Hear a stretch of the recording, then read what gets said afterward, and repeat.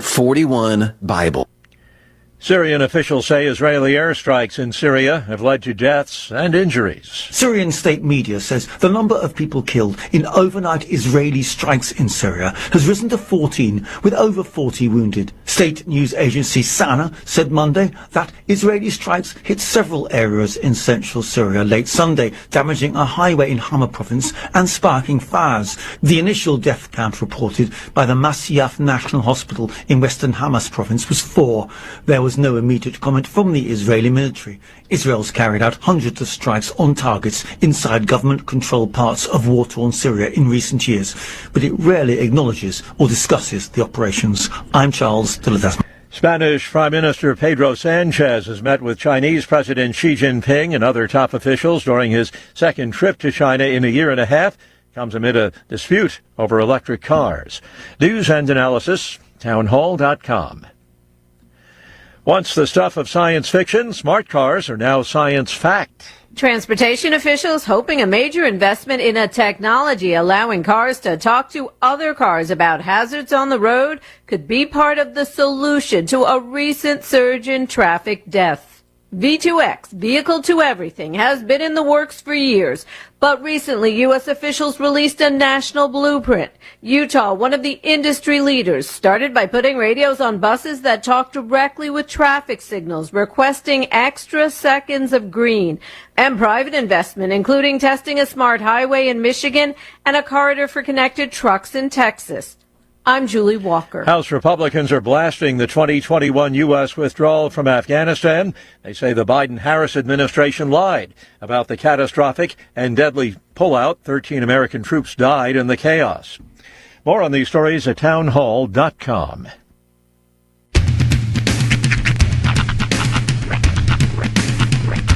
What in the wide world of sports is going on here? I promise you, whatever scum did this, not one man on this force will rest for 1 minute until he's behind bars. Now let's grab a bite to eat. Yeah, come on. I feel the hot wind on my shoulder and the touch of a world that is older. I hit the switch and check the number. I leave it on and then I slumber. I hear the rhythm ringing through it. Flamenco guitar and cumbia music. I hear the talking of the DJ. The devil listen, what does he say? I'm on a Mexican radio. I'm on a Mexican radio. Broadcasting live from high atop the J.P. White Building in downtown Roswell, New Mexico. It's Mornings with Mike Winters on 106.5 Roswell's Talk FM. Is that what I sound like when I talk? Now, here's your host, Mike Winters. And good morning, one and all. Welcome to Mornings with Mike Winters. I am he. That would be me, Mike Winters. Happy Monday, everybody. Mm-hmm. Welcome to it. Yeah, buddy. Weather's nice. Oh, it's fantastic. Give me that. Yeah. I mean, the rest is like Monday, back to work, but yeah, weather's nice. Even the morning, like I've been noticing. So like the last month or so, it's been 69, 70 around here when I drive to work. 58 this morning. Yeah, we got down in the 50s over the weekend, and I like when it gets down in the 50s. It means we're closer to fall. That's right. Most wonderful time of the year. Yeah. Happy football weekend for everyone. Indeed. Hope your teams won. They didn't. Sorry. Some of mine did. Some of mine didn't. It was a rough weekend for a lot of teams. For a lot of teams that you wouldn't have expected it to be a rough weekend for. Yeah.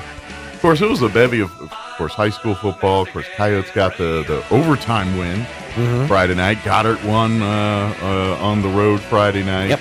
Artesia fell to Cruces Saturday. Yes. Busy week. Of course, we had the Eastern game on Saturday, which Eastern got the win, but that one started an hour late because like a bus broke down, and so it was a whole thing. But they won nonetheless. And then NFL Sunday. Congratulations, Cowboys fans, going to the Super Bowl once again. Everybody's happy. Right. Dak Prescott got a big contract, so they're all thinking Super Bowl again over there. You on your way? Yeah. Washington, a lot of work to do. Yeah. Quarterback looked good. Oh yeah, absolutely. Ish. He didn't throw very much, but no, they didn't. Not Washington. No, Washington lost. We got smoked. Yeah. It was a 34-22 or something like that? Yeah, we lost, 35-20 or 34-20. It wasn't close. They were down by 3 touchdowns most of that game, I think.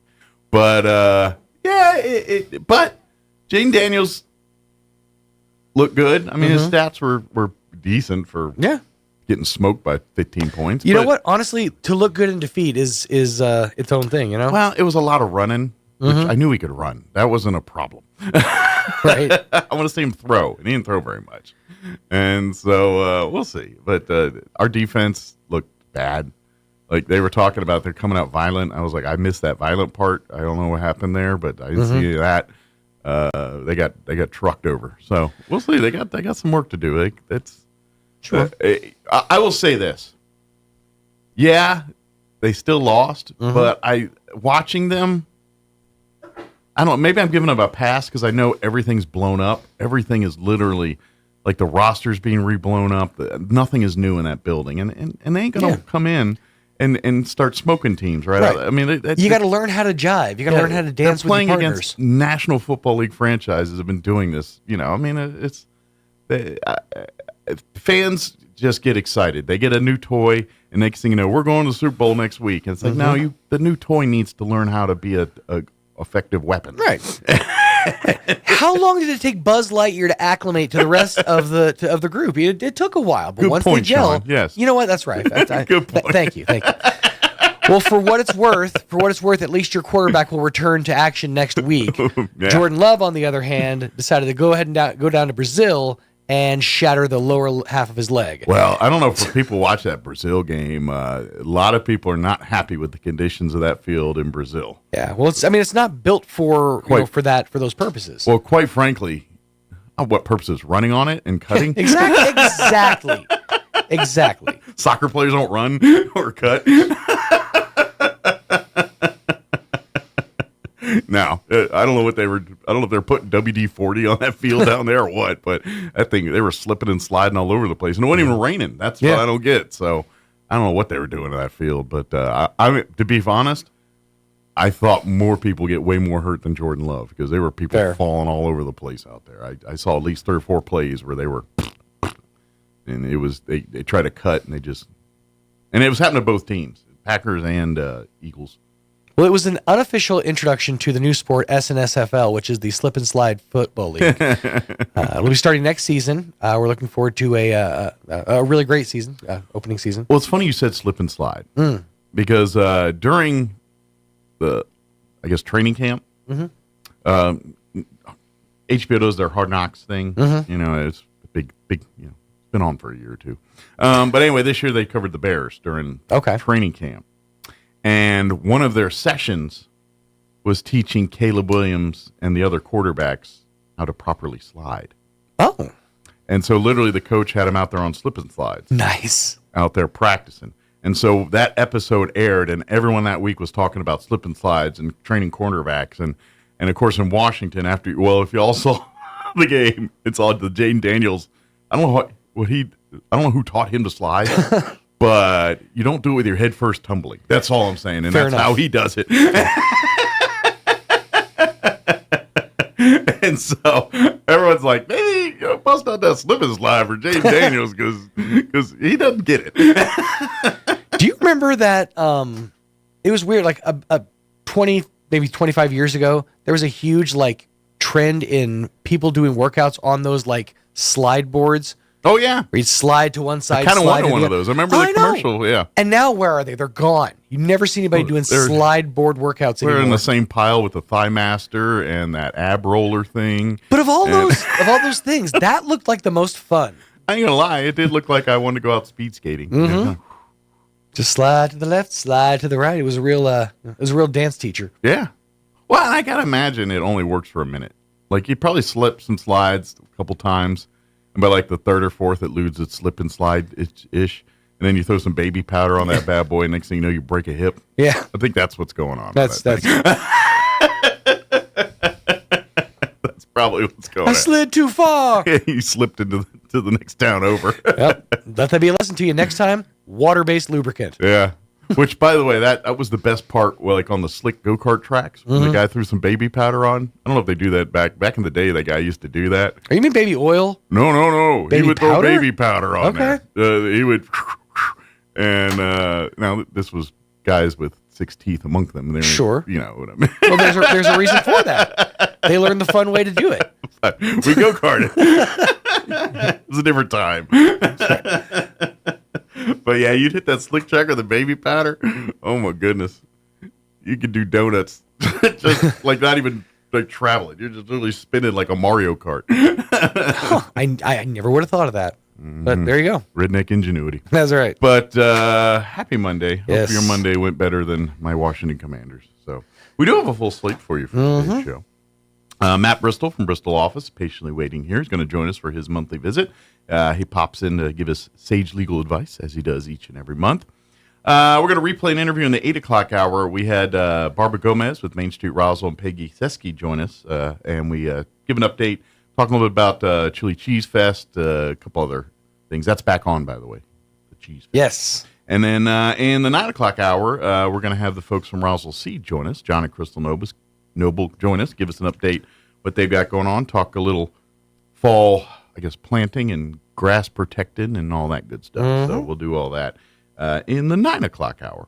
Plus, we'll have all of your newses of the local and national variety, along with your Wall Street business update and whatever else we can come up with for today's show. That's right, Mikey. Before we do any of that, let's take a gander at your weather. And quite frankly, kind of boring. Just fair, middling, nice weather, 80s. Nothing to get all excited about. Just nice weather. I'm meteorologist Steve Hamilton with your Pecos Valley weather. Not much going on around our area for the next couple of days. We have a big high-pressure system parked right over the Four Corners, and that'll be giving us sunshine today.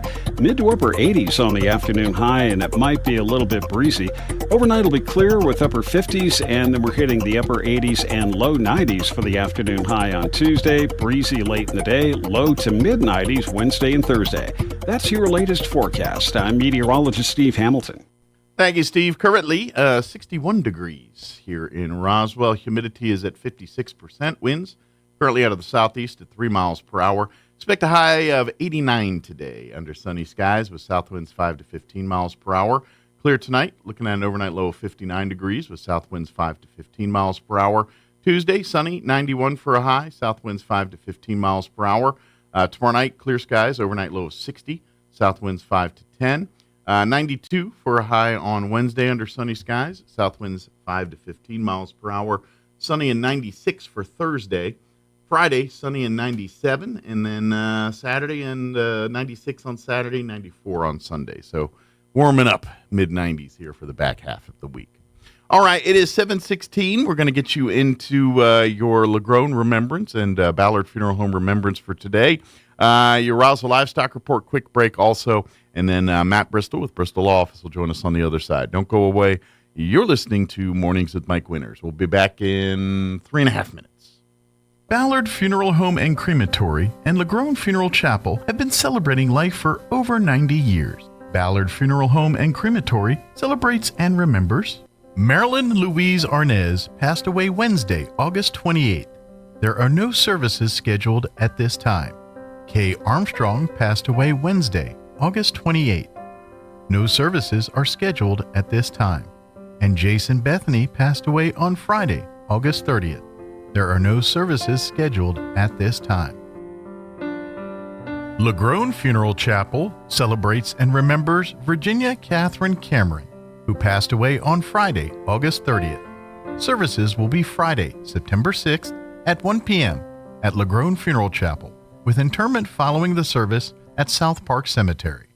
This has been today's remembrance, brought to you by Ballard Funeral Home and Crematory and LaGrone Funeral Chapel.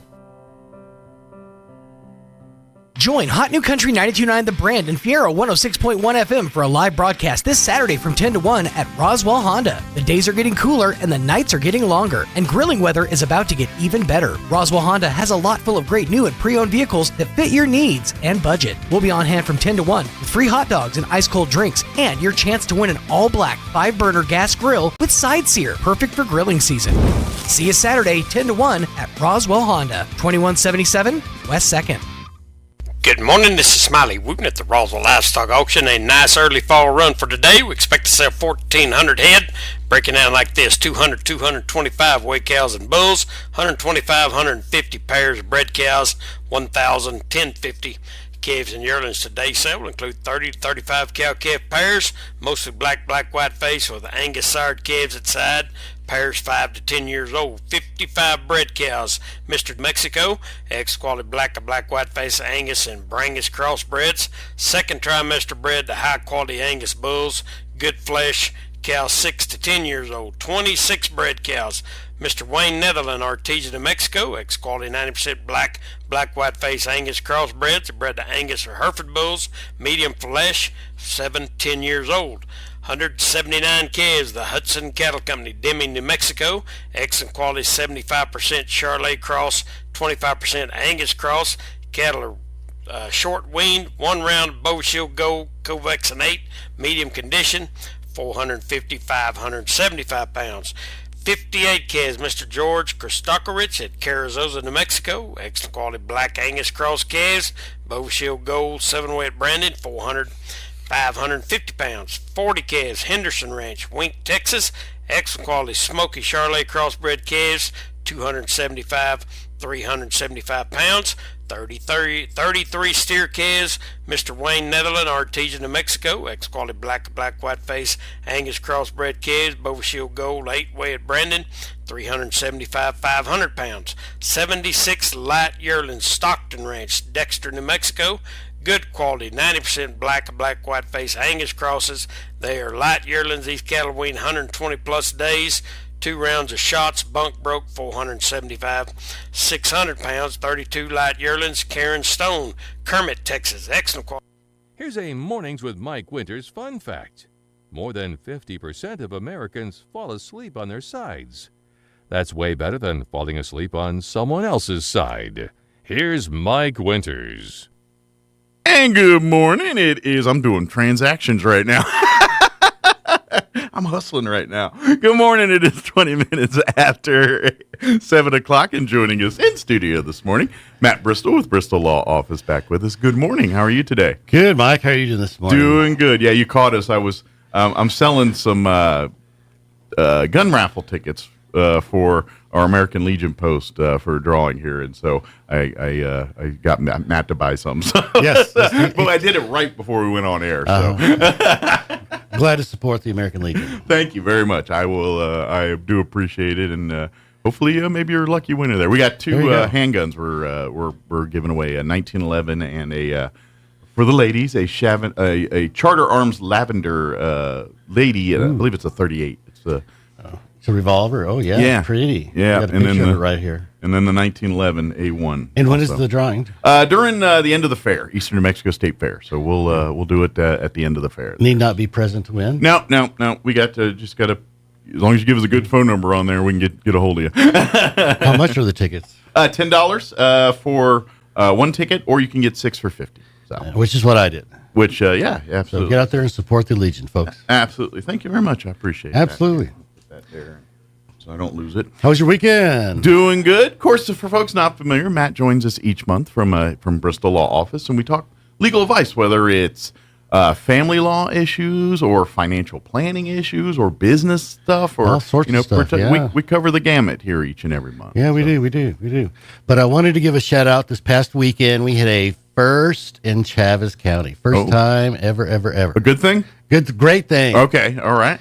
We had our first female Eagle Scout ceremony. Congratulations, Victoria Arnett. Excellent. Congratulations to Victoria. Yeah. Our first Eagle Scout in was Chaves County or Conquistador Council or Chaves for sure, probably the council. Okay, very good. But for our first female, yeah, because the council covers it covers pretty much all southeast New Mexico. Oh yeah, we cover land wise, it covers a lot of area.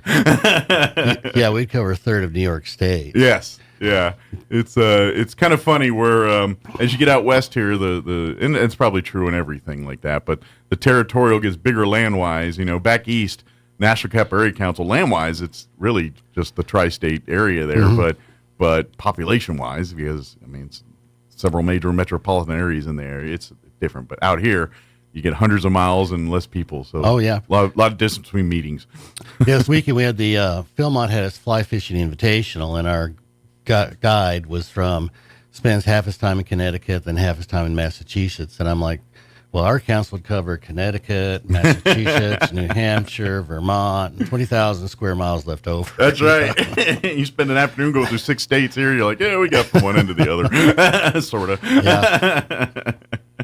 But and of course, and that's for folks. That's something again. Philmont Scout Ranch up in Cimarron, New Mexico. That New Mexicans don't realize that treasure. It is the premier high adventure camp for Boy Scouts. There's others, but Philmont is the one seed. It's the Super Bowl of high adventure camps for scouting, and hundreds of thousands of square acres. It's amazing. It's beautiful, and it's right here in our backyard, and really it's all from the Phillips 66 fortune. It was a donation. Wade Phillips, yeah. Wade Phillips, and a matter of fact, if you go up there, he's got his Villa Filmonte out there with his home, and you can tour it. I think you could back in the day. Yes. I don't know about now. Yeah, they have set tours. Okay. We were able to tour on Thursday. Okay. So I hadn't seen it since I was staffed there in 1975. And is it different, or is it pretty much the same? Well, the villa's pretty much the same. It's decorated and everything, just like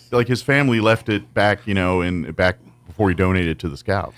Yeah, when after he passed, or one of the children passed, then a bunch of the original furnishings were offered to Philmont, and Philmont accepted. So a lot of the furnishings are original. Yeah, a lot of the like for instance, like each of the kids' rooms. Of course, they're cabins. It's cabin, and so. Well, no, this is like cool stuff. Yeah, but it's rustic, is what I'm trying to say. There you go. Okay, it's got a rustic theme. But it's very nice. It's Adobe. It's an Adobe villa. Yeah, but it's decor of Southwest, and like the kids' rooms, some of his trophy hunts, and so there's probably like the smaller elk and deer for the baby or for the kids' rooms, and then the other rooms have the bigger stuff and all that. Yeah, but you can kind of, and they tell you the history of it. Yeah, he's got his little man cave and the great big family area or entertainment area. They're undergoing renovation right now. Okay, and of course it was built in 1927. I'm about to say it probably do reinforce and replace and upgrade some of the timbers and things there. Oh yeah. So it's a beautiful place. But if you ever do get a chance to go up to the Four Corners area, or the other not Four Corners, the opposite end of the corners there, the other north corner, near Cimarron, and go check out that whole area is just beautiful area, and I don't think you can get on the reservation proper without permission, credentials and permission. But if you do get a chance, I highly recommend you do. Yeah, there's the base camp, the villa. There's stuff. There's the National Boy Scout Museum there, and that stuff has open hours. The back country, what they call the back country, is you only get out there with a Philmont employee. Yeah, and that was true for the fly fishing stuff. Is as long as we were in the common area, for lack of a better word, you could have a private vehicle. But in the back country, it's only Philmont vehicles and Philmont employees driving. Well, they're very protective of that land. They're very, let's face it, scouting treats that land. Yes, we camp and hike and utilize it to its fullest, but it's treated like very much similar to, you'd think, like a preserve, wildlife preserve. Yes, you like a lot of the rules you find at Bitter Lake apply out at Philmont. They treat it that same way. Leave no trace. They have rules about the proper way to prepare your food, so you don't leave trash. Yeah, how you clean your stuff, so you don't leave trash and take it with you. And they want to preserve the pristine beauty of the place. And that's the awesome thing of it, because let's face it, Scouts have been going there for almost 100 years now. You think about it. Yeah, the first part was donated to the Scouts in 1938. Yeah, so we're getting up to about 100 years now of Scouts and humans, on the regular using that camp, and that's the cool part, because Scouts do what Scouts do. It looks just as beautiful as it did 50 years ago. Oh yeah, you know what I mean? And that's the beauty of it, because it's been, and it's highly coveted and protected. Yeah, when he's talking about with vehicles, they're serious about. You're in, it's on foot. You're going, and to be honest, some of the trails and things you hike are not what you think of as trails and things. You think you go to a state park and you see these things walking, and that's not what you're finding in Philmont. There's a little bit of that, But then you start getting up the mountains, and you're hiking up the same trails the goats get to hike up to get to where their food and all that. Yeah, there are occasions when the trail is not much and people can't find it. That You're doing actual orienteering and actual, navigation and things. This isn't go hiking in a state park. This is real world, real life, living in the wilderness is what they're doing. Yeah, it's a lot of fun. A lot of fun. Gorgeous place. Absolutely. So highly recommend it. I know Matt and I could talk the whole time about Philmont, but we probably shouldn't. We'd have a really bored audience, I'm afraid. But if you guys ever get a chance, take it. Take it. You'll glad you did. It's a beautiful part of the country here. Yep. Have your kids join Scouts, boys and girls, and get up there and have a Philmont trek. I tell you this way, there's still today memories of things. Yeah. And now found out that they're doing 7-day treks and 9-day treks. Oh, okay. Because back in the day, I think they were all 12 days. Yeah, but say they were longer, and so they're doing the 7 and 9 for people who say they live in New York and they only get 2 weeks off. Sure. So maybe it's a 2-day travel. They go on a 9-day trek, 2 days back, and they don't have to ask off extra time. Yeah, and quite frankly, some people probably I can handle 3 or 4 days in the wilderness. 10 days in the wilderness is a lot. You know what I mean? Yeah. And there is a difference. Like you get your groove and things, but if you're not natural to it, or that's not, every day is a struggle and a challenge. Yeah, so. 12 days is long. Yeah. They're also thinking about I'd call it like a senior adult thing, but it's for adults, and it's a trek. Oh, okay. And you just kind of day pack from place to place. Okay. But that's all you But have you're to not carrying the 60-pound pack on your bag with your whole life in it. Thank gosh, yeah. That'd kill me. But just a day pack, I could survive that. Absolutely. Yeah. But that is so cool. And of course, and that's the thing you get, because they don't, they're not packing in steaks and stuff. They literally, everything, their food, everything comes in with them. Everything goes out with them. You don't, some camps, some of the fancier camps around Philmont have like a sump system where you can dump liquids and things into. But most of that stuff, you got to hike it out with you. You can't just leave it at the camps, because that's not how we do this ecology, the ecological system there. You don't want bears visiting you and doing things. And if you don't, I'm telling you, you don't brush your teeth while you're there. You don't wear deodorant while you're there, because it attracts bears. Anything scented is not good for you. So everything that's scented goes up in a bear bag at night, whether toothpaste, toothbrush, anything with a smell goes up there. And now they're using pulley systems. Okay, so you and I had to get ropes. Yeah, but that's almost like that's cheating. Cheating, yeah. But now we had a pulley system. It's like having a dumbwaiter for everybody. Hook it up and just yank it up. Yeah. And you don't carry, ladies and gentlemen, 10 or 12 days food. It's every 2 or 3 days. You make a stop and pick up new food. And it's dehydrated stuff. So really a whole meal's in a bag, basically. Right. And you can just, in theory, add water. And the meals are designed where if you have time, you can sit down and heat up the water and have a more enjoyable meal. But if you're on the go, you can, in theory, just crunch on it and go and kind of, survive on it. But it depends on if you got time, I highly recommend you boil it and do all that. But some of the meals are better than others. Yeah. But I don't know how the food is these days. It's got to be better. I imagine the technology's better. Yeah, technology's probably a lot better. Yeah, and I mean even MREs. Like I had an MRE recently of people like what they get now versus what I was getting in the 90s. Oh. And it's better. A little better. Better. Good. I think the universals are still the same. Stay away from anything called hash or anything with eggs in it. And you're probably okay. I bet NASA program has a lot to do with that dehydrated food improvement. I bet you're right. I would bet. Yeah. I'd bet $1. Yeah. Well, I mean, how many innovations, like Tang and all that came from just astronaut, technology. Exactly. Yeah. That's kind of microwave ovens. That's all, from NASA, the technology. That was an offshoot of that, basically. So, although they can keep the Tang, to be honest. I'm not a fan of Tang. Do they even have Tang anymore? I think you can still buy it, maybe. I guess. I never looked, but I'm going to think you can. Well, I was shocked. The last time I was in South Africa, and get up in the first morning, and it's like, hey, Matt, would you like coffee? And I'm like, cool, you got coffee. Yeah, I'll take some coffee. He goes, and the guy says, "Oh yeah, it's really good at Sanka." Ooh, fancy Sanka. I didn't know they made that anymore. I thought that was gone. I guess it's up there, maybe on the bottom shelf in the corner of the coffee there. I switched to tea. Maybe next to those, what was it, International Delights or whatever. Well, I don't look for it. I can tell you that. Yeah, I'm not a coffee drinker, so I don't know. But honestly, Matt does talk legal advice with us here, too. Occasionally, yes. Yeah, absolutely. Okay. So what's our topic today? Oh, just different questions. All right. So, for example, you can just find just about anything you want on the internet. And, you can, if you needed a deed, you can go on the internet and probably get a copy or LegalZoom or something like that. But should you? I'm just going to go out on a limb and say, anytime you're trying to do legal services on a website, the answer is no. But what's the correct answer? Well, probably not.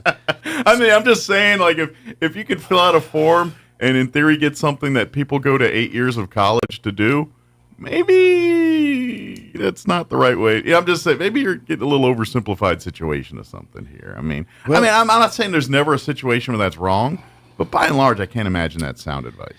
So, for example, let's say there was a deed to John and Mary, husband and wife. Yeah. Okay, so John and Mary, husband and wife, get a house. There's a deed to John and Mary, husband and wife. And then Mike and Kim are looking for a house. They look at the house, looks very sweet. And so it says, John, surviving husband, deeds house to Mike and Kim. Okay. Yeah, what's wrong with that? I don't know. Seems legit. I mean, if you're doing the house and how do we know he's the surviving spouse? Well, he's got to. We don't. I got you. Yeah, it makes sense. We don't know if he's surviving spouse. If John was going to screw Mary, what would he do?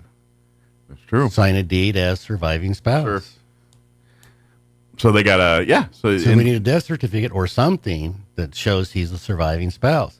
So it's little things like that can get you in trouble. Which is the reason why when usually a family member dies and they tell you go get about 50 copies of that death certificate because you're going to have to be giving it to, every single person that you got legal proceedings with, pretty much. Yeah. Yep.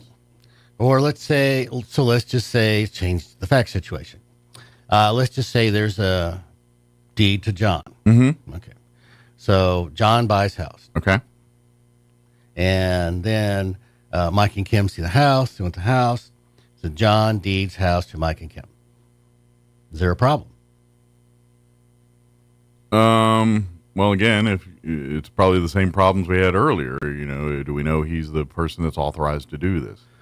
Was he married or was he single? Okay.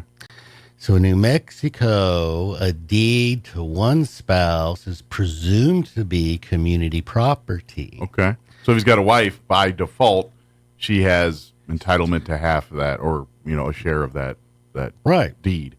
Yeah. So if the deed was to John and he was married at the time he received the deed, that's presumptively community property. So she could say, no, you're not getting the house. I didn't agree to that. Exactly. Okay. She'd be knocking on your front door saying, hey, Mike, this is my house. And again, that probably varies from state to state because, if it's a not community property state, which a lot of states aren't, then all of that's moot. Then that guy just does what he does if his name's on the on the deed and it's his property.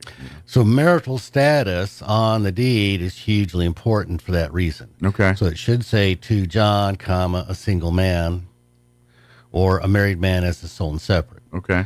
So marital status on a deed is hugely important. If you just pull that stuff off the internet, you have absolutely no idea. Makes sense because, like you said, it's different from state to state. Yeah. And the internet doesn't necessarily care about those kinds of things. So it may not hold water when you actually try to, enforce said deed or said document in court here.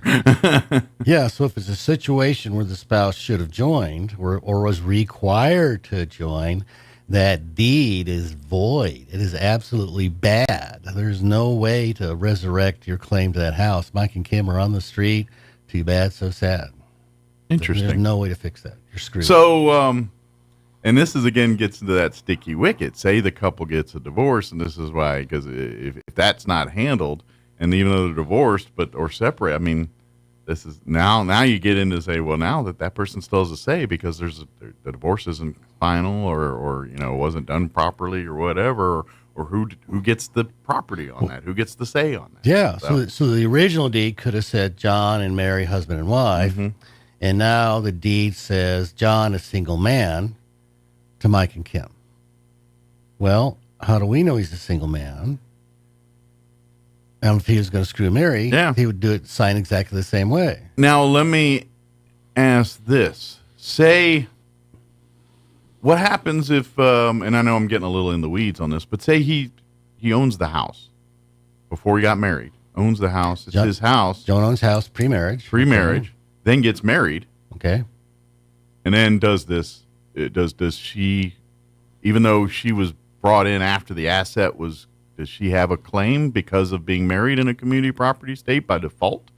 Or is there a case there that she doesn't get to say anything because that was an asset acquired prior to the marriage? Good question. Yeah. So whether an asset is community or sole and separate is defined by the time of the acquisition. Gotcha. Look at the date of acquisition. So if the date of acquisition was pre-marriage, it's sole and separate, period. Gotcha. Okay. So there's a but. So most people, when they buy a house, there's a mortgage involved. Okay? So let's assume there's a mortgage. John buys house, gives a mortgage. A few years later, he gets married to Mary. But at the date of marriage, his paycheck becomes community property. Which means she now has a stake in it because they're community assets. Well, community money is paying down on the mortgage. Which means she has a stake in that there's house. A community claim against the house. So the house doesn't become community property. There's just a community claim on the principal reduction, not principal and interest, just the principal reduction. Gotcha. So in theory, you might have to pay out the principal of whatever was or paid off during the marriage. How much the principal was reduced. Yeah. Yeah, so if there's a divorce 10, 15 years later, how much was the principal balance reduced? Gotcha. Because that's created an asset. Okay. Now, what if the homeowner is the only income provider and the others, does that still count? After date of marriage. Because it's a community asset, regardless of who brings in the cash. Community paycheck. It's a community property. Because in theory, both are contributing to the running of the household, and one, and now you're defining, responsibilities and duties and putting a monetary value on it. What you're basically doing. But all that can be negotiated Sure. in either prenup or postnup, either way. So if somebody does have a house pre-marriage, they may want a prenup that says any pay down on the mortgage is sole and separate property, not community. Or if there's a retirement involved, might want to protect that by a prenup or a postnup. But something you need to think about here when you do maybe find love a second time here or whatever, or third time or fourth time in some people's case. But business is business, Absolutely. and money is money, and you've got to treat it like a business and protect that asset. Absolutely. Yeah. And know the laws, and like you said, because New Mexico is a community property state, laws apply here that maybe other people in the next state over aren't dealing with. Yeah. So indeed, there's a couple different ways you can receive property. Okay. So when Mike and Kim get a house, receive property, they want to make sure if one of them passes that the other one automatically gets the house, right? Sure. So husband and wife, typical situation. Typically, that's how it works, yeah. But if Mike and sister are inheriting land from mom, well, maybe Mike wants his half the house or that property to go to his wife, not just automatically to sister. So that's a different way of holding property. So you can hold property where you can give it away in your will, or the joint owner automatically gets it all. Gotcha. And so the wording of that is important. And so if you just pull that stuff off the internet, you may or may not be told there's a difference there. Sure. And this is where you can save yourself a lot of headache when families talk and families, because if you all are sitting in the room and you hash this out together, when the inevitable comes, there's a lot less headache afterwards. And this is what happens here. And like you said, you're doing it yourself online on a, pay as you go, $19.99, get you a will, get you whatever kind of, type law. In theory, sounds great until things go sideways. Yeah, and unfortunately, every single scenario in these kind of deals, there's always a different wrinkle that's different than because people are different and how they spend their assets, store their assets are different, and sometimes you got to think of those things. Yeah, in every state's a little different, and so it's very, very common that I see in my job. Mm-hmm. So there's second marriage, okay? And so this is Dad's second marriage. Dad had 4 or 5 rent houses before the second marriage. And Dad never talked about making a will because, if you talk about making a will, then you end up having to use it. Right. If you talk about death, I know that logic. Yeah. A lot of people believe in that. Yeah. So he never gets around to any kind of estate planning. After 20-year marriage, Dad passes away. And the kids are all saying, all the adult children are saying, well, Dad owned those houses pre-marriage, and we're getting them, right? Right. Certainly, somehow that's got to make sense that Dad owned them pre-marriage, and let's make them free and clear pre-marriage before the second marriage. Make this easy. They're all paid off before the second marriage. Well, sorry, kids. In New Mexico, when Dad dies owning sole and separate property, the surviving spouse gets 1/4. That's not the case in Texas. Yeah. So every state. I learned that one. Well, I didn't, right? but family learned it the hard way. Mm-hmm. They basically remarried, and passed away, and the kids are like, no, the property's ours. You're off, and she had to leave. She had to leave. Yeah. Yep. So little subtleties like that, you got to be aware of that stuff going into it. At least go ask somebody. Absolutely. Well, and this is, and to be honest, this is why we have these conversations with Matt every single month. We're trying to tell you the possibilities of what could happen if you don't do this, and that's why we're trying to. And 99% of the stuff we talk about here each and every month really can be easily resolved if you're in constant communication with your family and some of these things. If everybody's on the same page, it makes it so much easier on this stuff. Oh, yeah. And so and I get it. There's always the jealousy factors and all that, but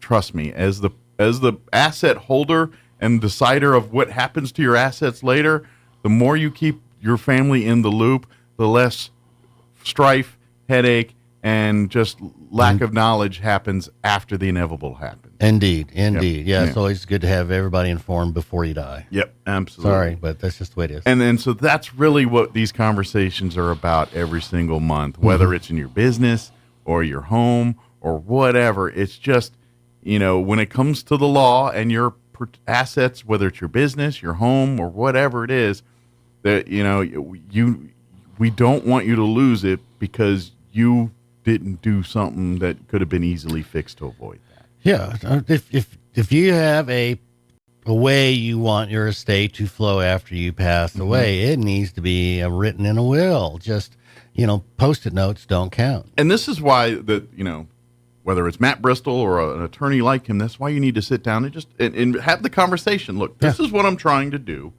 How do I do that legally? And this is and let them have that conversation and give you the best course.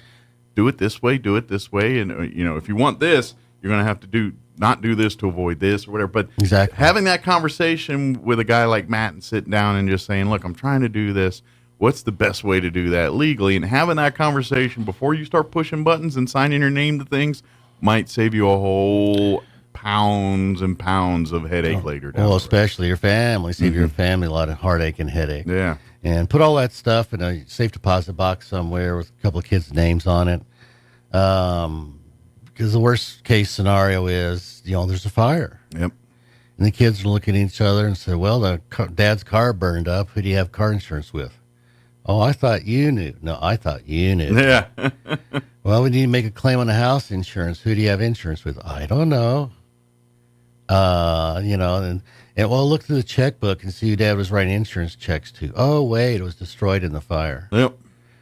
Or, stuff like that. Yep. So. It is, have the plan. Have it, even if maybe, and I get it, maybe your family members you don't feel are old enough or mature enough to handle some of that information. Fine. Give that information to the person you do trust, whether it's a financial planner or whomever it is, and if nothing else, you tell them, okay, when I die, call this person. They've got everything lined up. If you don't feel comfortable because you don't feel your family's able to do this, then you give it to someone that is, and then you tell them when you die, this is the person you need. And obviously you pick the right person to do that. But that's, have that plan. Even if you don't think your family's able to follow through on that, then find someone you trust and just tell them this is the guy that's going to handle how to deal with this afterwards. Plan ahead. They come up with that plan. Another question. Yes. Does New Mexico have common law marriage? Yeah, right? I mean, that's kind of what we've been talking about. I'm sure the answer is no after I say that. Yeah, the answer is no. Sorry. so the phrase common law is actually English. Okay. It's the English common law.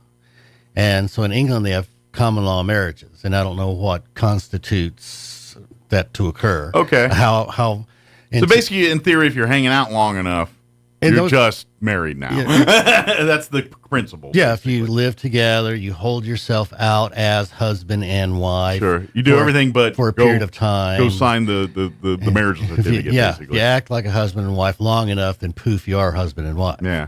But that's English common law. And interestingly enough, that's how many English people are married these days. They don't have a church service, probably because of all the religious wars for so long. Yeah, they tend to happen over in Europe. Yeah. So about the only time, even now, people go to church in England is the funeral. Interesting. But New Mexico does not have common law marriage. Is California one of those states that do have it? Because I always see that in the TV shows and the movies about that, but I don't know if that's true or not. Palimony and all sorts of weird stuff. But, California, who knows? That's the land of fruits and nuts. And, to be honest, I just see it in TV. So, I have no idea if it's legit or not. No idea. Yeah. Okay. So another question. So there you are, you and your spouse minding your own business one evening, and you get a phone call. Okay. Your adult child has just been taken to the emergency room. So, of course, you grab your keys, drive to the emergency room to check on your adult child, and what does the doctor tell you? Probably nothing. Why? Because that's an adult child, and you do not have that HIPAA stuff. You don't have access to it unless you're a spouse or they've expressly given permission via written permission to give that information to you. But Mike, it's my child. Mm-hmm. Certainly I get to know something about my child's medical condition. Yeah, no, technically no. They don't. Now, some doctors will, personally probably, but legally they don't have to tell you nothing. That's right. Yeah. That's right. It's a very scary process. Yeah, I know firsthand. Yeah, there's things, and that's why it's important to get married and do those things, because when those things happen, even though technically you're the one who should be making those decisions, legally they're not going to even think to look at you. Yeah. Because you're not legally the one who can make those decisions. Yeah. So when my young buddy Jake got accepted to the Naval Academy, I mean, his parents and I, we sat down, we did a medical POA because he's turned 18. And sure enough, his sophomore year, one of the cadets is seriously injured in an automobile wreck. And the parents got absolutely zip medical information on the condition of their child. And boy, that went around like wildfire among all the academy parents. Yeah. Well, and I get it. It sucks. But legally, they don't have to do it. That's why you got to prepare. That's why you got. Now, granted, and this is why most people get mad is, sure, in most cases, the hospitals and stuff, they'll, like, if they can clearly see you face to face, they'll probably tell you some information, and things like that. But over a phone, there's no way they're going to do that kind of stuff. So all you parents of adult children, and this includes your child got married and then divorced, and now they're single again. Hello, you need to get a medical POA over your single adult child. Yeah, especially if they are in college and think. Now, granted, if your adult child is married and has kids of their own and all that, maybe it's time to cut the string and let your spouse do those kinds of things, and you just be the patient parent. But certainly, if your kid's away at college or your kid's single and not having, if they're single. If your child or adult child is single, you should still have that in there. But, if they do have a partner and are established and a family, maybe you can cut the strings on that one. But if they're still technically single and living on their own, it's probably a good idea to just to have tabs on that in case they get hit by a bus and you're the one that has to decide what to do next for them. Well, even with married adult children, the issue that I see there is spouses commonly travel together. Yeah, that's true too. And so now if they're both in the ER, that and makes there's sense not a too. I medical never POA, thought of it that way. Yeah, so it's always good to have a written medical POA. So the problem with the 5 wishes document. So the medical community calls it a 5 wishes document. Mm-hmm. Same, it's a medical POA with advanced healthcare directives. But that form that they use says, I make Mike my POA.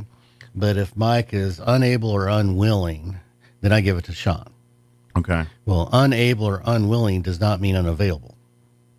That's true. It means dead or written resignation. If you say no, that's unwilling. But you have to put unavailable. Handwrite that baby in there. Unavailable. If Mike's unavailable, Sean. If Sean's unavailable, somebody else. But write that word unavailable in there, because unavailable means you're fishing. There's no cell service. Yeah, you're out of pocket. Yep. You're in Mexico for the long weekend. There's no way to get a hold of you to say yes or no on this Your decision. phone recently fell in the water. Yeah. So that adding that word unavailable. It covers all the life moments. Oh yeah.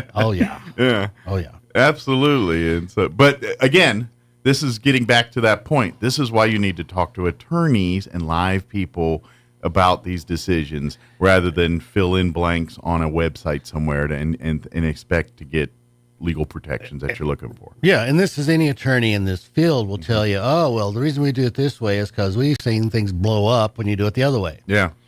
Or we do it this way. It's always by experience. Yeah, unfortunately. Every law in the books is on the books because something went askew somewhere else.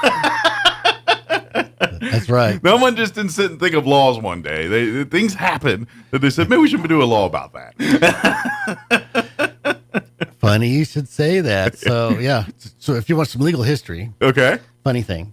We're doing okay on time? We're about out of time, so we better a short story here. Well, maybe it's kind of a long story, so we'll save it for another day. Okay. Very good. Okay. Well, 7:55, do you want to go into our fact and fiction, or do we pretty much, is there some more stuff we didn't get to talk about? Well, do we have 5 minutes or do we have 10 minutes? We have 5 minutes. We have 4 minutes, actually. Okay. So do you need your spouse's permission to make a will? No. Correct. Yeah. Anybody can make a will. That's right. What if you wanted to give somebody else your power of attorney, but that's not your spouse? Can you do that? I would say yes. Yes. It's your power of attorney. You can do what you want with it. Yeah. That's right. Absolutely. Now, you might deal with a fight later, but legally, you're allowed to do it. That you're absolutely right. Yeah. So it's not just you're the little old woman and you have to do what the husband says. It's your life. You can do what you want. You're in control of your own life. Excellent. So in Greek, the a prefix means not. So if someone's apolitical, they're not political. Yeah. And so in the book of John, we have in the beginning was the Word, and the Word was God, was with God. And the Greek was written in Greek, and the Greek word for word that's translated as word is logos. Okay. Except to the Greeks, a horse was a logos. Huh. Well, that didn't make much sense. No. No. But to the Greeks, the reason they called a horse a logos was because it was an animal. It was unreasoning. Oh, it didn't have the ability to think. Okay. So if in the beginning was the ability to reason, and the ability to reason was God and was with God, well, that makes a whole interesting story. Yeah. Especially if you relate it back to God made man in his own image. Mm-hmm. perhaps that image is the ability to reason, the ability to think. Interesting. And that interesting little twists of things. That is interesting. That's a theological discussion for everybody right there. Interesting. And in the Old Testament, if you have the King James in the Old Testament, sometimes it'll say God, or it'll say they have different words for God, and they have the word Lord in all capital letters. Okay. Well, in Hebrew, because the Old Testament's all in Hebrew, that word is Elohim. Okay. So what's interesting about the word Elohim? I don't know. It's plural. Really? Really? So what does that mean? What does it mean? Yeah. So many layers. So many interesting things we learn, isn't it? Right? It is neat. It is well, and now you know, and that's just the tip of the iceberg. But now you know why theologians have been studying the Bible since since that book's been in existence. Absolutely, and will continue long after we're off this earth. Now, when it comes to getting sage legal, you don't have to do all that. If you anything we talked about here, Matt will be happy to have a simple conversation with you. You can set up an appointment to sit down and talk with your particular legal issue, and Matt will be happy to tell you, you know what? Yeah, I need to get involved with this because you're going to have to do this, or this, or sometimes not. Sometimes Matt, now you can handle it yourself. Go down to the clerk's office, fill out this form, and you're good. You're golden. You know. We do that all the time. We help people fill out probate forms, divorce forms. Sometimes people come in, they say, well, this is my will. Do I need to change it? And I'm like, well, as long as it says what you want it to say. As long as you still got these things. You're fine. Yeah. The people that are still around and available to be the recipients, then we're all good to go here. So, but again, then that's something else. If you need those kind of things, or if it's time to maybe do that, don't hesitate to call Bristol Law and let them sit down and help you solve that problem. So it's cheaper to solve the problem before the problem happens. So Absolutely. come down and talk. Or if you already have an attorney, go talk to the attorney you already have and ask them those questions. But if you're looking for one, bristollaw.org. .net. I got it wrong again. I'm like, I'm going to get it right one day. BristolLawOffice.net. .net. I was like, it's not .com anymore. It's not the nonprofit. Not .org. A scathing report on the chaotic U.S. withdrawal from Afghanistan. The investigation by House Republicans blames the Biden-Harris administration for the disastrous pullout. Saw many Americans and Afghan allies left behind. Allowed the Taliban to take over. Also, 13 Americans. That, but because I went too long. But if you do need that help, let Matt get in your corner. Thank you so much, Mike. Appreciate it. Thank you, sir. We'll see you next time. You listen to 106.5 Roswell's Talk FM, KEND, or Roswell, New Mexico. Prep. Mr. Trump has focused his time and his attention on campaign events and interviews. The ABC presidential debate to be simulcast live tomorrow evening on the Salem Radio Network. The latest New York Times Siena College poll pointing to a very close presidential race. According to the poll, Donald Trump leads Kamala Harris by 1 point among likely voters. The results show each candidate with clear advantages and disadvantages. Voters favor Harris on democracy and abortion and choose Trump on immigration and the economy. The national survey also finds that nearly half of voters view the vice president as too liberal or progressive. Greg Clugston, Washington. Israeli warplanes busy overnight in the skies over Syria. According to the Syrian Observatory for Human Rights, which is a UK-based war monitor, the attacks came in waves, targeting military sites in the center of the country, where it said pro-Iranian arms development experts worked. Syrian state media said the strikes had been carried out by Israel on a major military research center that reportedly produces precision missiles. The BBC's Charles Aniagolu says no comment from Israel.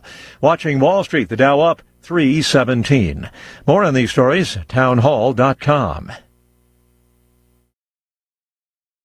Here's an important message from the Diabetes Solution Center. Do you like pricking your fingers to test your blood sugar levels? No one does, but it's important to maintain your health. And now, by wearing a small remote device called a continuous glucose monitor, or CGM, you don't need to prick your fingers anymore. It's easy to use and helps you make more accurate diabetes treatment decisions. If you are testing your blood sugar 3 or more times daily, injecting insulin, or using an insulin pump, call the Diabetes Solution Center right now. And if you have Medicare or most major insurance coverage, you may be able to get a new CGM at little to no out-of-pocket cost. Shipping is free, and we'll even bill your insurance company for you. If you are testing your blood sugar 3 or more times daily, injecting insulin, or using an insulin pump, call the Diabetes Solution Center right now to learn how to end the painful finger sticks and get your own continuous glucose monitor, or CGM, at little to no out-of-pocket cost.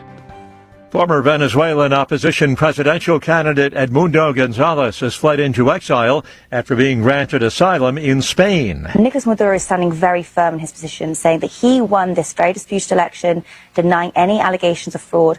However, he will continue to become under increasing pressure to publish these voting tallies, which have been long awaited. They are in law, needed to be published right after the election, but we're still waiting for that. And that is a key thing, this lack of transparency, which many international communities are calling for. And that's a BBC's Mimi Swaby. A South Korean Truth and Reconciliation Commission says it found evidence that women were pressured into giving away their infants for foreign adoptions at government-funded facilities where thousands of so-called vagrants were confined and enslaved. This from a period spanning from the 1960s to the 1980s. News and analysis, townhall.com. Hey, buddy, can you spare a dime?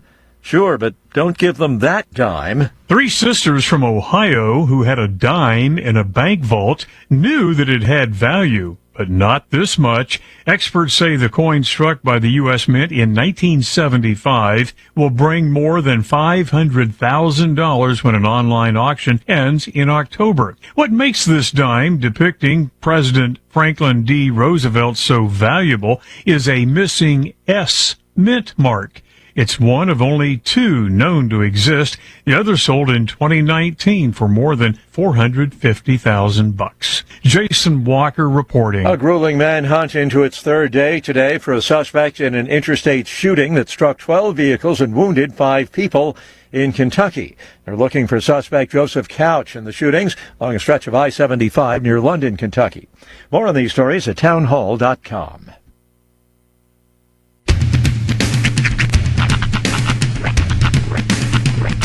What in the wide, wide world of sports is going on here? I promise you, whatever scum did this, not one man in this force will rest for 1 minute until he's behind bars. Now let's grab a bite to eat. Yeah, come on. I feel the hot wind on my shoulder and the touch of a world that is older. I hit the switch and check the number. I leave it on and then I slumber. I hear the rhythm ringing through it. Flamenco guitar and cumbia music. I hear the talking of the DJ. The travel listen, what does he say? I'm on a Mexican radio. I'm on a Mexican radio. Broadcasting live from high atop the J.P. White Building in downtown Roswell, New Mexico. It's Mornings with Mike Winters on 106.5 Roswell's Talk FM. Is that what I sound like when I talk? Now, here's your host, Mike Winters. And good morning. It is 6 minutes after 8 o'clock. Welcome to our number 2. The Dosey Deuce. Of Mornings with Mike Winters, right here on 106.5 Roswell's Talk FM. Happy Monday. Indubitably. I hope you're having a great Monday. I hope the day's going well. Good Monday, great weekend. Had the girlfriend come in from out of town, so basically, whenever that happens, you kind of have to front load the weekend with activities. Mm-hmm. So it was sort of like here for a little time, there for a little time. Not a lot of downtime. Yeah. But once she headed back home, I was like, oh, cool, I can start my weekend now. Pop on a wrestling pay-per-view that I sacrificed and didn't watch so that I could spend time with my friends. But cool. I was definitely not going to miss it. So you watched it. Well, afterwards, I got online and people were like, this is the sickest thing they've ever done. I'm like, oh, come on! I watch all the boring ones. Why do I got to miss the good one? Well, you put me through that. Yeah, so did you check it out later? Yeah, I definitely watched it. Spoiler free? I had a couple of spoilers going in. Okay. But it was one of those, I need to see this happen. That's why I rarely watch sports. Put it this way. Recorded because it's loaded. Once I get spoilers, I don't want to watch it. When you think weapons in a street fight / wrestling match, get your tables, ladders, chairs, trash cans, whatever. Plastic bag is a new weapon in the wrestling world. Some dude pulled out a plastic bag, put it over another guy's head, and held it there and basically suffocated him. I feel like they've been watching Jackie Chan movies. Like, I feel Really? like there's a Jackie Chan fight scene where he literally kicks some dude's butt with a plastic bag. Maybe. I feel like that's could very like well one be. of a Jackie Chan things or something. It was I feel like that, like you know how he's doing all, and it really kicks his dude's butt with a plastic bag. to the point where the company put out a statement saying AEW will be censoring this footage across social media. Oh, wow. Because the company doesn't condone this. I'm like, you wrote this! Right. You are hyping your own hype. You handed him the bag before he walked out there. You wrote this. You Because they know condone that it. they tell you that we're going to ban it. It's going to make it that much more wide. Yeah, it's all the hype machine. It was, yeah. but yeah, There's no one stopping you from doing this except you. Why are you banning something you created yourself? Yes, Yeah. it's complete hype machine. Oh, 100%. But it was definitely an interesting evening. So, well, good. I'll give it to him. Well, good, but good weekend. Got out to Dragonfly Fest on Saturday. Yeah, how was that? It was great. It was a packed house. Ran into a few people. Shout out to Don Weld, who was our shuttle driver. Yeah. Shout out to Steve, who he was able to kind of like weasel us into the Dragonfly tour. Oh, okay. But on the wrong day, so we ended up actually doing the wildlife tour instead of the Dragonfly tour. Okay. I gotta tell you, I've lived in Roswell for more years than I have not, and I had no idea what It's a is whole all new back world here. out it's there, huh? 25,000 acres they sit on, and there's Yeah. just all these great sinkholes, and it's just It's wonders after wonder out there. is. It If really you- is pretty cool. If you've never been, it's an entirely whole new world out there. Highly recommend you. You're a little out of luck for this year, but good news is they do the Dragonfly Festival every year. So Yes. next September, get you in on that. In the meantime, if you really want to get involved, I invite you to go join the Friends of Bitter Lake. Yeah. And you get to serve and help out there. But you do. There is perks for being a friend, and one of them is you get to go to those parts of the refuge that the public doesn't necessarily get to hang out in. And so you do get to kind of see sides of that place that the general public doesn't, and that's all just becoming a volunteer and a friend. So if you really want to check things out and see some of the innards, I invite you to go ask about being a friend. friendsofbitterlake.org is go there. place to go. But yeah, it's and just in talking to the tour guide, kind of getting how they upkeep and how they like balance out some of the sinkholes with water and keep it low in certain areas for certain types of birds, keep it higher in areas for other.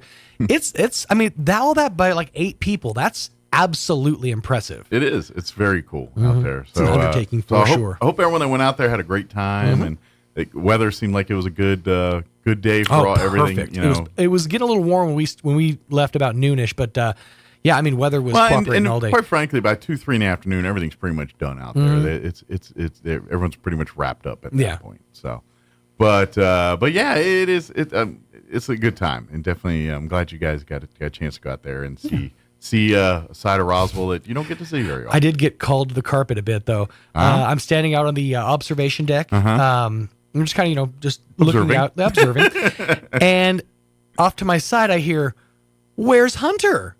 I'm like, "Uh-oh." And I turned, and there's my son's kindergarten teacher, Miss Argenbright.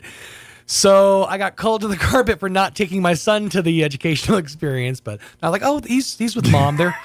They're off learning other things elsewhere." I would have totally said, he's working in a soup kitchen, and just something completely actually philanthropic. The proper response would have been like, "Hunter?" All right.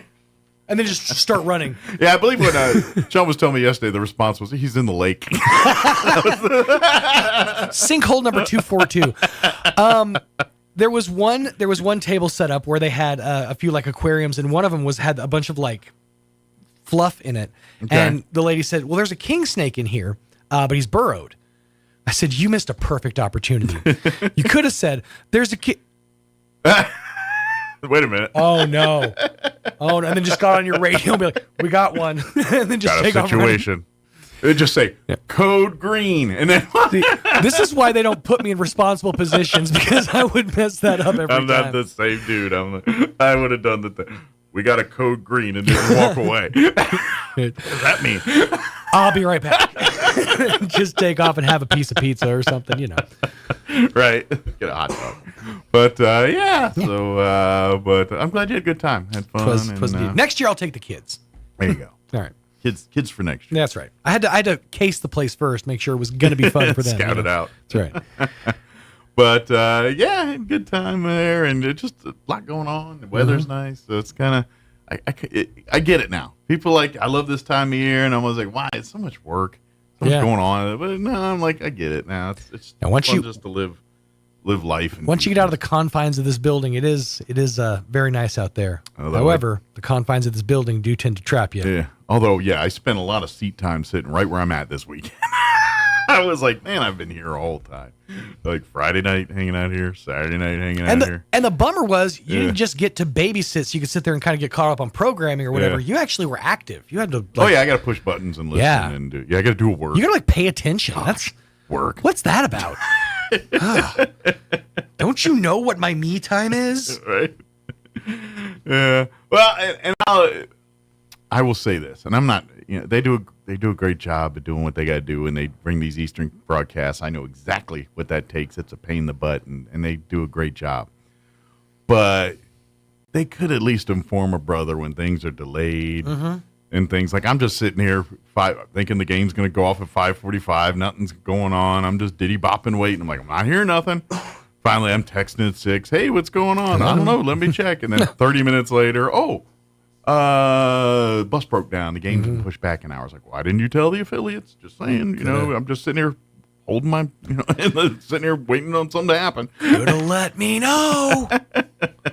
Yeah. But other than that, so I came in an hour more than I needed to, and then they didn't get a pregame off again but anyway. But it was fun. It was great, but I just wish. Just tell a brother what's going on. Yeah, exactly. Once in a while. Keep us informed. We're the ones you want to Keep know. me in the loops. I'm not here guessing, sitting here trying to figure out what's going on. Exactly. Let me give you the rundown for this yes. hour of the show. We're going to replay an interview this hour. We had the ladies from Main Street Roswell join us, Barbara Gomez and Peggy Seski, on Friday, talking a little about Chili Cheese Fest and Main Street Roswell as a whole. As a whole. As an entity. And in the hole. Around the hole. In and around. I want a donut. I want a donut. But I want one without a hole. I want one filled. I want a filled donut. Okay, so one of the weirdest experiences I ever had was at the Krispy Kreme in Las Vegas when I had a filled ring donut. It was a ring donut, like a donut with a hole in it, but it was filled. They still managed to fill the inside of the ring donut. Interesting. It was great. It does sound good. It was very good. Like I honestly wasn't even expecting it because I was like, oh, it's a ring donut. And then I took a bite and I'm like, there's jelly in this. It feels unnatural, though. I'm not going to lie. Feels unnatural. Well, it feels like sorcery. Okay, maybe until you can take that bad boy, stick it on your finger, and still get the jelly experience. Oh, I was say I'm in and delightful, but I ain't going to lie. It feels like some witchcraft sorcery.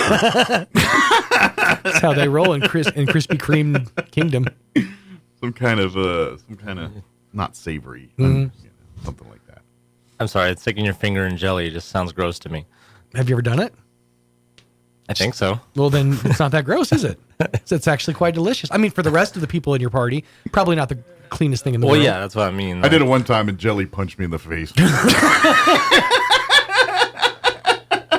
Jelly did not like it. Jelly said, someone said, you never tried till you stuck your finger in jelly. Jelly came on cold cocked me. Oh, I'm sorry. I thought you said Shelly. That's my bad entirely. Oh, belly. Well, no, on our way to Las Cruces for the football game on Saturday, it was like we went to Cloudcroft on the way there, and there was actually a little bakery we stopped at. Oh yeah, the bakery. That's it's a kind of famous bakery. Yeah, I think it's called that. Roy's just learning of these things. We all knew about them for a while. I didn't Roy's know learning. about this. Yeah, the he's little learning. paradise I was hidden in. Maybe I should keep it a He secret. came in this morning. You been to Cloudcroft? Yes, I have, Roy. It's amazing there. I was like, I know. I've been there. It's like a whole different world. Up in the clouds. Roy even. was enlightened with Cloudcroft this week. So what did you get from the bakery? Oh, there was this like little donut that has like icing on the top, and it was filled with stuff. That's a little too sweet for me. Ooh, That's a bit decadent. No, I'm in on that. So it wasn't powdered. It was like a raised donut with icing. It was and a then Long John. filled with a Long John. And it was filled. Not only was it filled, it was frosted on top. Yes, that's the way the good Lord intended, man. I don't think so. I think it's a bit much, but they did. How dare you question the Lord?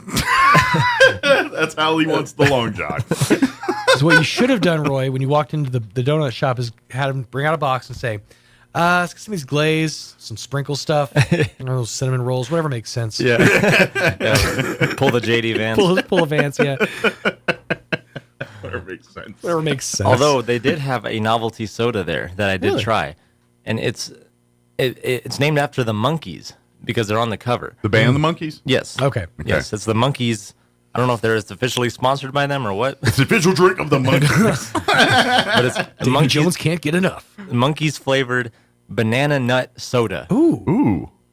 And verdict? And it wasn't bad. Okay. But it kind of was. It wasn't. Was it? I'm not drinking anything. It tastes like liquid. It tastes like banana. That sounds revolting. Well, I'm more frightened of liquid that tastes like nuts. Well, it's like banana nut bread in soda form. Okay, but did it replicate the flavor? pretty Yes. closely? Did it bang though? Yes, it did taste like banana. It did bang. It was a banger. That's so overall verdict. It was, but was it like a good combination in soda form? No, I think that like it did taste like banana nut, so they did accomplish their goal. But it doesn't. But no one wants to drink soda that tastes like banana nut. That's what he's saying. That is a bit of a catch-22. It was a bit funky, kind of. Guys, we nailed the flavor, but nobody wanted us to. No one wants Nobody asked for this. Well, dang. I'll have to get up there and try that myself. There you go. Did you get a pie at least? Pie? No, They got good pies. no, they had pies. Pie. Gene got a pie. Yeah, Gene loves him some pie. Well, I knew you were going to stop because Gene always stops at Cloudcroft Bakery. Oh yes, that is. I think they literally go that way, even if it's out of the way, just to stop. It's like, oh, we're going to Santa Fe, Cloudcroft Bakery. That's 7 hours out of the way. When you find something you love. Yeah, I kind of think that's how it goes. Well, good deal. I'm glad you enjoyed it. So you're going to make a second trip to Cloudcroft?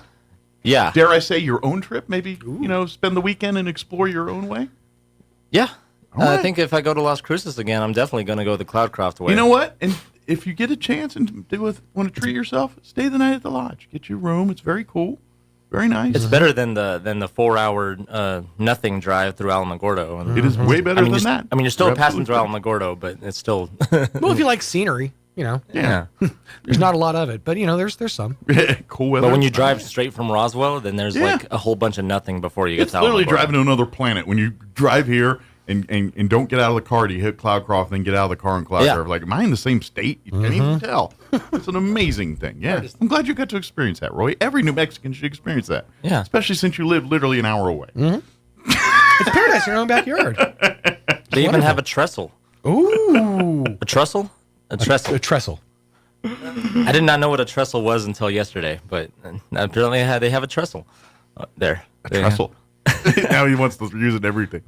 He's just like, trestle. I was I was like, gonna say, is this like a drinking game? I was Every on the time he says trestle. trestle. I was like, look at the railroad tracks, and he's like, Gene's like, that's a trestle. That's a trestle. All right, I got to get the interview Yes, we started. do. Otherwise, I really want to keep going. I really, really want to. But we got to get the interview going. All right, it is 8:21. Let's do weather and then quick break, and then we're going to play our interview we had with the folks from Main Street Roswell. Don't go away. I'm meteorologist Steve Hamilton with your Pecos Valley weather. Not much going on around our area for the next couple of days. We have a big high-pressure system parked right over the Four Corners, and that'll be giving us sunshine today. Mid to upper 80s on the afternoon high, and it might be a little bit breezy. Overnight will be clear with upper 50s, and then we're hitting the upper 80s and low 90s for the afternoon high on Tuesday. Breezy late in the day, low to mid 90s Wednesday and Thursday.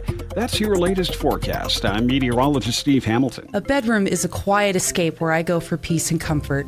This is Melanie at Glenn's Furniture. I know how important the most private room in your home is for your life and the lives of your family. That's why we offer a selection of bedroom groups that make living easier and more comfortable.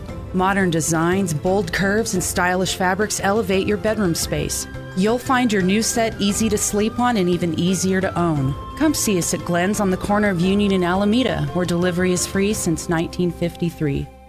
Join Hot New Country 92.9 The Brand and Fiero 106.1 FM for a live broadcast this Saturday from 10 to 1 at Roswell Honda. The days are getting cooler and the nights are getting longer, and grilling weather is about to get even better. Roswell Honda has a lot full of great new and pre-owned vehicles that fit your needs and budget. We'll be on hand from 10 to 1 with free hot dogs and ice-cold drinks and your chance to win an all-black 5-burner gas grill with side sear, perfect for grilling season.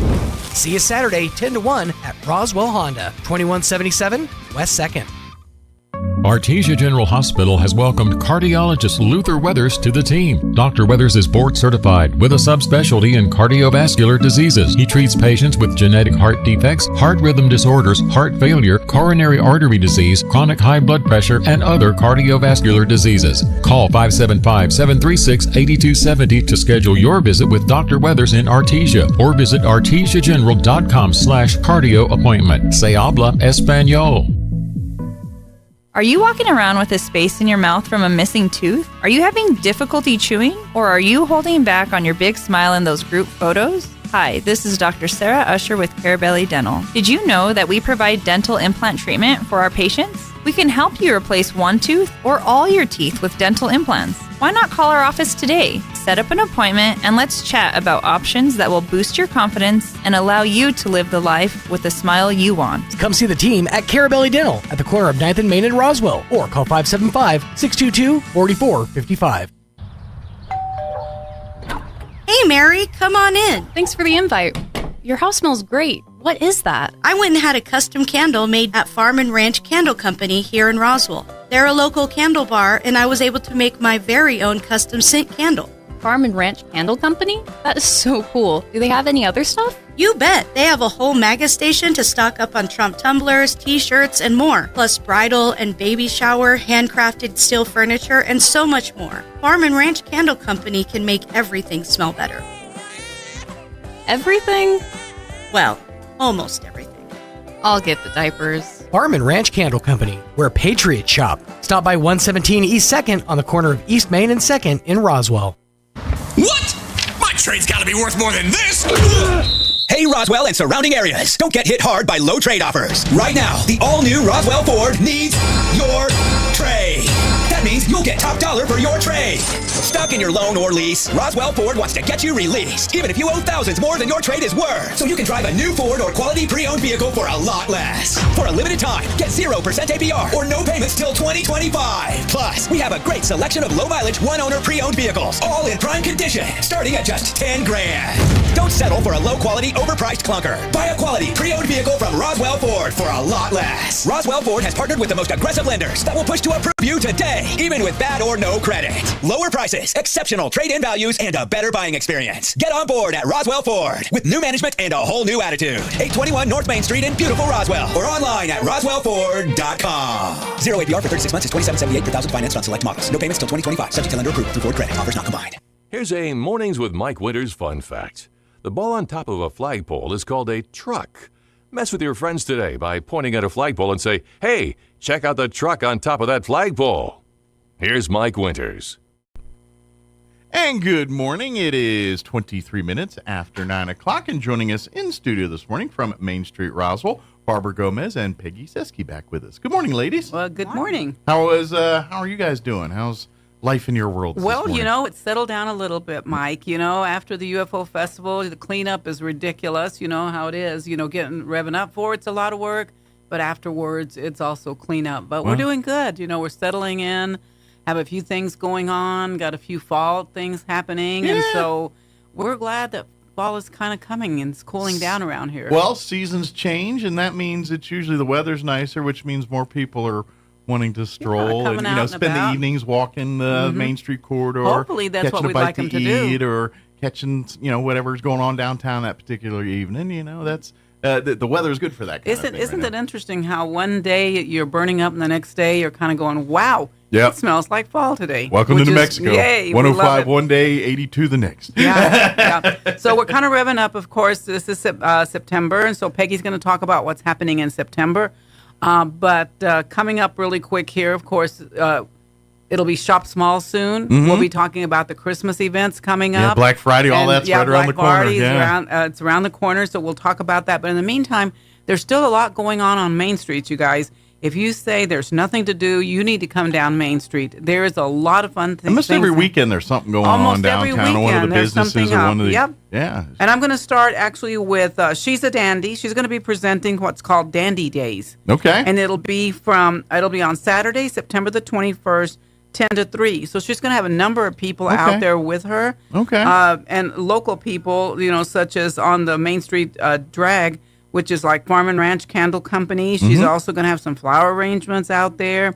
Kind of partner with some of the other Main Street businesses nearby there. Yeah, they're partnering up together. Little block party kind of thing. Yeah, and she's going to have somebody called Sodalicious Beverage Buggy. And they sell steaks. Just kidding. I was signing up for that one. Yeah. And I take a steak anyway. Not a steak soda, but But she is going to have a few people out there, so just remember that. Saturday, September the 1st, 10 to 3. So she's putting on a really cool event, Dandy Days, which is really come cool. hungry and come ready to see some cool stuff. Maybe do a little shopping. Yeah, do a little shopping. It's not too early for Christmas. I hate to say that, but it's not too early for Christmas. No, there are some people, and these are usually people smarter than me, so I'm not judging, that literally start Christmas shopping like in January. I'm like... Mike, when I've tried I don't have that message. When I've tried to do that, I forget that I bought all this stuff. That's my problem. And threw it in the closet, and then after Christmas, I'm going, oh man, I forgot about all these gifts, and I bought more. Or I screwed up in another thing and said, and then I gave it away to someone else for another gift or something because I botched another thing. Right. So let's just stay right close to Christmas for that. So, Books and Again, which is on 300 North Richardson, they are part of the district, and so they're going to have $5 bag sales on September the 5th and the 25th. Those are very popular. If you're not familiar, and it's all nonprofit. So what they do is they're kind of a nonprofit for the Roswell Public Library. So when they have guest speakers and the summer reading program, the money that they raise from that bookstore goes to those kind of programs and helps out the library. Like when they have a guest speaker and like they do the refreshments and all that, that's all the friends of the library. The lending libraries out at the airport and all that, that's the friends of the library. But they get those books and people make donations or they'll take books from the library itself that are no longer in circulation or they got 60 copies, whatever reason. Yeah, whatever the reason and then they turn around and sell them there for discount. But when they do the bag days, you walk in there with a $5 and they give you a bag, and whatever you put in that bag, you walk out the door with $5. So you could possibly walk out with, that's what 10 I'm saying. You could 15, get a whole library of books for $5. If you're a reader, that's a good place to go. Like if you got kids, go grab a bag and $5, and you can get the entire children's library in there. With Dr. Seuss books and those things, they're thin. You can fit 1,000 things in that bag. A bunch of those things. And it says that they have movies are $2 for $1. So I guess they must have movies in there that they're selling and trying to get rid of. So and also check back in the holidays because sometimes they'll get donations of like new stuff, coffee table books, things that are a little more nice that are brand new. And they kind of hold them off and then they put them online and stuff around Christmas, around the holidays for Christmas gifts and stuff. Good idea. So keep checking with the Books Again, folks. They do a lot of great stuff over there. And a lot of downtown is doing a few fun things. So those of you that like to play games,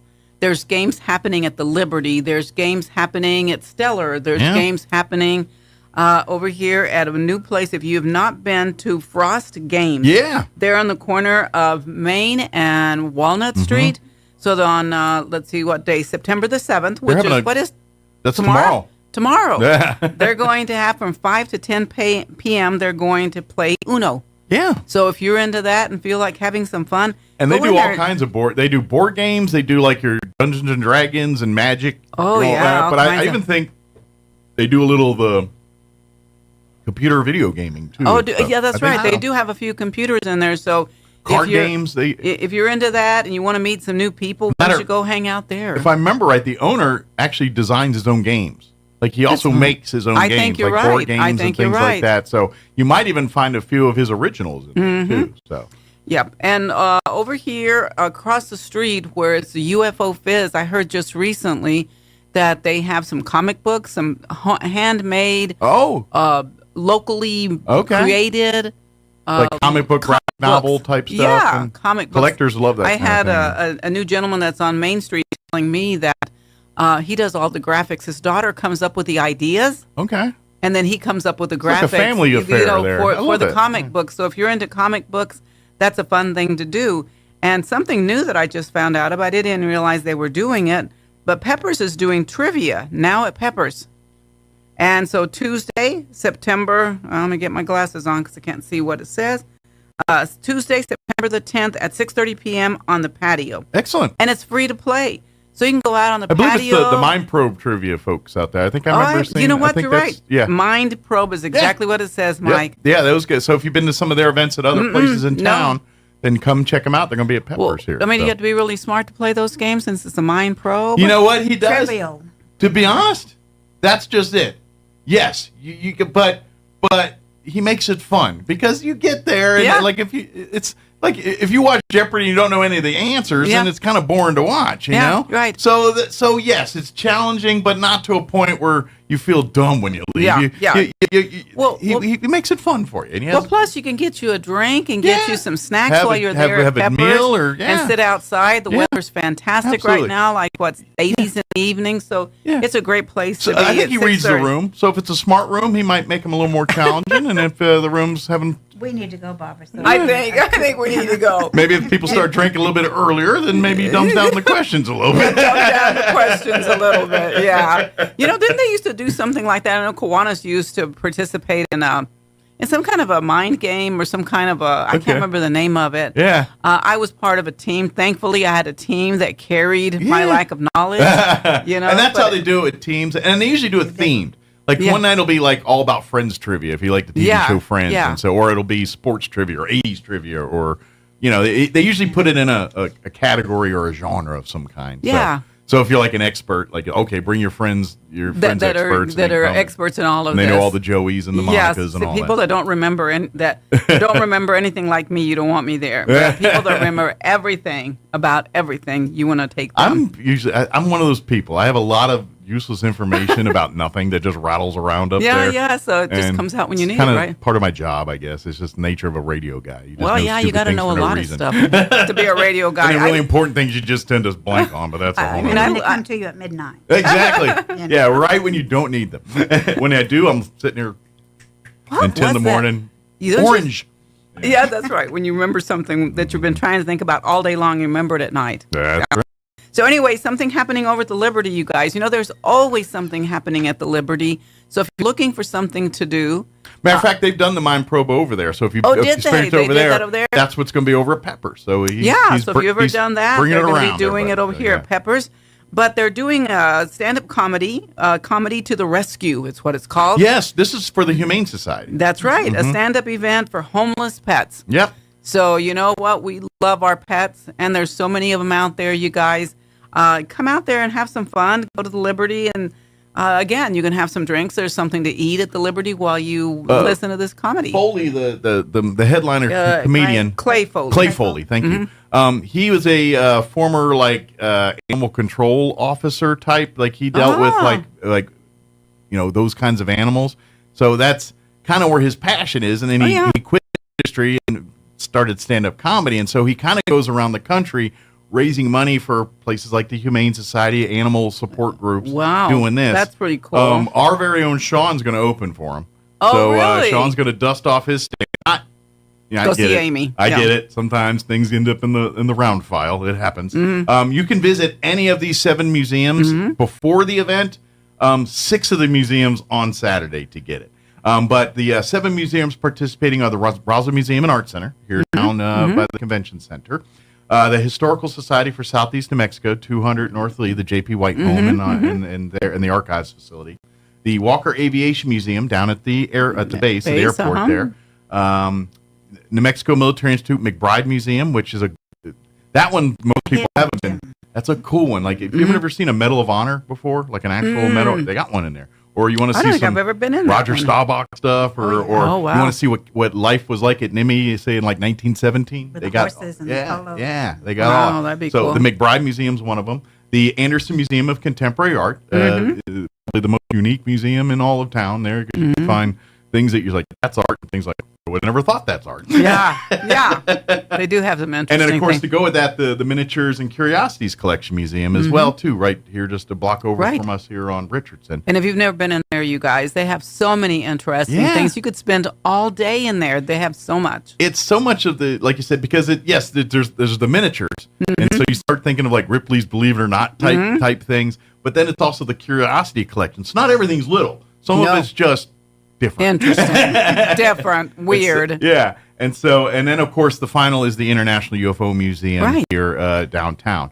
Now, all of the museums except for the UFO Museum, you can get the passport the day of. The reason you can't get it at the UFO Museum is because that museum normally charges for admission. And with this, when you grab this passport and you show it at all 7, they're going to let you in for free.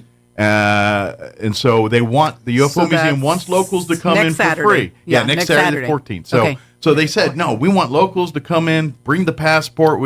But they make money by tourists, and they don't want tourists getting our local passport and getting in for free when they need. And a Saturday is kind of a busy day for the museum. Let's face it. So we don't want to take their bread and butter. But to play, they said, no, we'd love to do it. So if you want to get one, you can't get it there that day. But if you want to go walk in there today or visit one of the other museums, or hopefully got it. And then, oh, by the way, while you're going out, it's a passport. You get each location checked off. And then when you hit your last location, you're going to turn in the bottom portion of this, and you're going to get registered to win like this very valuable, like hundreds of dollar prize pack with like meal coupons and gift cards. Like, I don't think more you need than to pay one or just one. Yeah, I don't think you need to pay for dinner for a long time if you win this in town. I think we should go. And so, I think we should go. I think each individual museum's doing a special little thing, so you can get like swag bags from each of the museums. Maybe snacks. Yeah, some will have snacks. Wow. Some will have. Each will be doing a little bit different depending on the museum. Well, but just know that 3 things. of them are right here on the Main Street district, so make sure you stop in and see Support 'em some all. merchants downtown while you're running up and down looking at museums.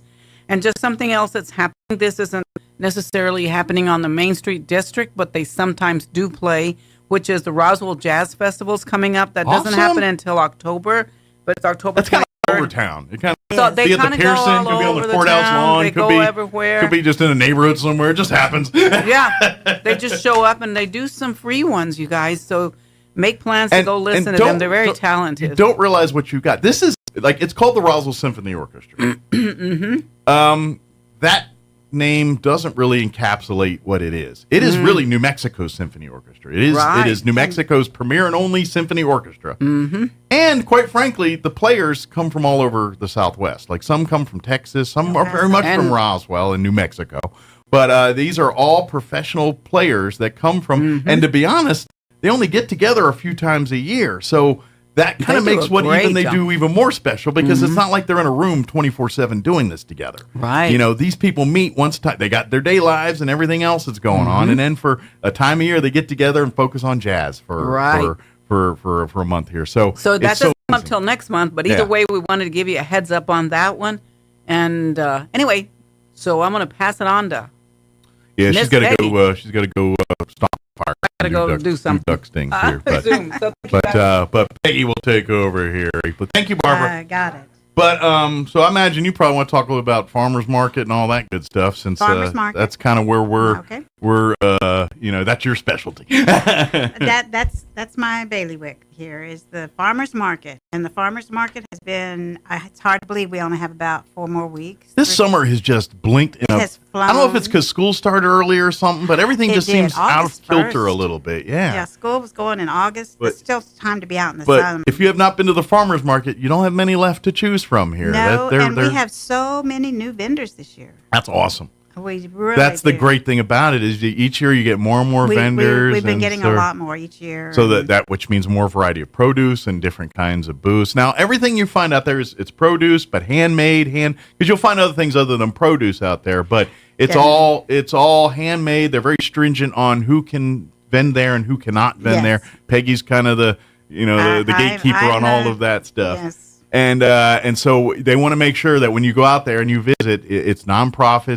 It's group people that have handmade and actual, not stuff you buy at a big box store and repackage and regurgitate on a thing. It's all local merchants doing their thing, their wares, their lives. Yes, it's definitely handmade, homegrown, handcrafted, whatever. There's no resale items. Yeah. Our produce actually is grown.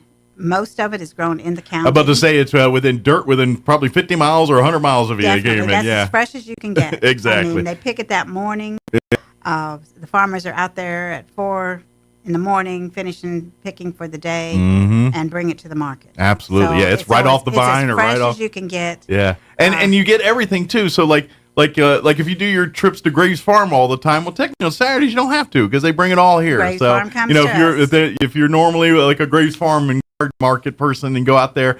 Now, don't get me wrong, go visit, but you don't have to do it on Saturdays now. You can come down and do it at least for a couple more weeks. for a couple more weeks. We plan to go through the middle of October. And that really is determined by crops. If they've got stuff to sell, then we can keep going. If the vines run dry, then we pack it up for this. Yeah, we try. They usually let us know a week or two out. Okay. That we're going to have plenty to go. But it sounds like they're looking pretty strong right now. Like we might go into October here on this one. Definitely. So. Good. I'm pretty sure we'll go into October. That's a good thing. For a couple of weeks anyway, into October. Because more food is more better. Definitely. Yeah. But it's just a great time. It's a community space. I mean, yes, you come and you go buy some produce or maybe, get some great gifts or something like that. But really, it's just learning about your community, meeting neighbors, and seeing hanging everybody out. that you haven't seen. Yeah, I mean, it's a social thing. It's like Old Home Week. Yeah. It's nice. It's kind of like a weekly fair kind of thing. We allow dogs. All of our people now, take please care of be their responsible dogs. pet owners and don't let your dogs go crazy. But and we have Keep Chavis County Beautiful that is partnering with us, and they make sure that if you don't have any pooper scoopers, they can provide you with the little baggies to pick up and clean up after your pets. Awesome. So because nothing ruins your day than stepping in a pile of poo. Definitely. Especially you got plans after the market, But the artisans, I mean, we have some great crafters, great artisans. I know the produce is very important. Sure. But our artisans are just fantastic. Like if you're out for produce, if you're like, now I'm here to get my garden or get my veggies and fruits on here, my suggestion is when they open at 7 a.m., 7 o'clock, be there. You are right there because that is because the produce pickers want the freshest, best fruits and vegetables. And guess what? Early bird gets the worm. That's true in life, in all of life. So get there early for that. Now, if you're just kind of wanting to maybe see some of the other stuff, sleep in a little bit and you roll about 8, 9 o'clock or whatever. But everything will be done about 11 or so. Everything's usually pretty much wrapped up. At 11, we start closing down. Yeah, everything's wrapping up at 11. We are off that courthouse lawn by 12, and you can't even tell we were there. And then some weekends, they roll on with another event right afterwards, depending on what's going on. So that's why we try to clean it up and get out of there. Yeah. By 12, it starts getting hot. Yeah, and that's the other thing. By that time, you're ready to get out of there. You're like, I've had enough farmer's market But today. we do have some, just a little heads up to the people that have been asking for pickling cucumbers. Okay. We had some last week, and there'll be plenty more this week from what I understand. Excellent. There's it's a cucumber. Sure. But they're smaller. Okay. Is there just like one farmer that's doing these, or is there a couple different ones? No, we have a couple. Okay, good. We have lots of cucumbers, and it's just a matter of when they pick it. Okay, I didn't know if it was a certain type that they were after. There is one, I believe it's called, it's not an Australian, it might be the Australian cucumber. Okay. I know nothing when it comes to this. I'm like, it's one that I've always I'll take the green one. Yeah, the green one. I want one with no seeds and no burps. Right. But there is a hydro grown. Okay. Hydroponically grown. Okay. With just water. And those are, they have a ridge on them. Okay. And you see them, they're usually pretty long.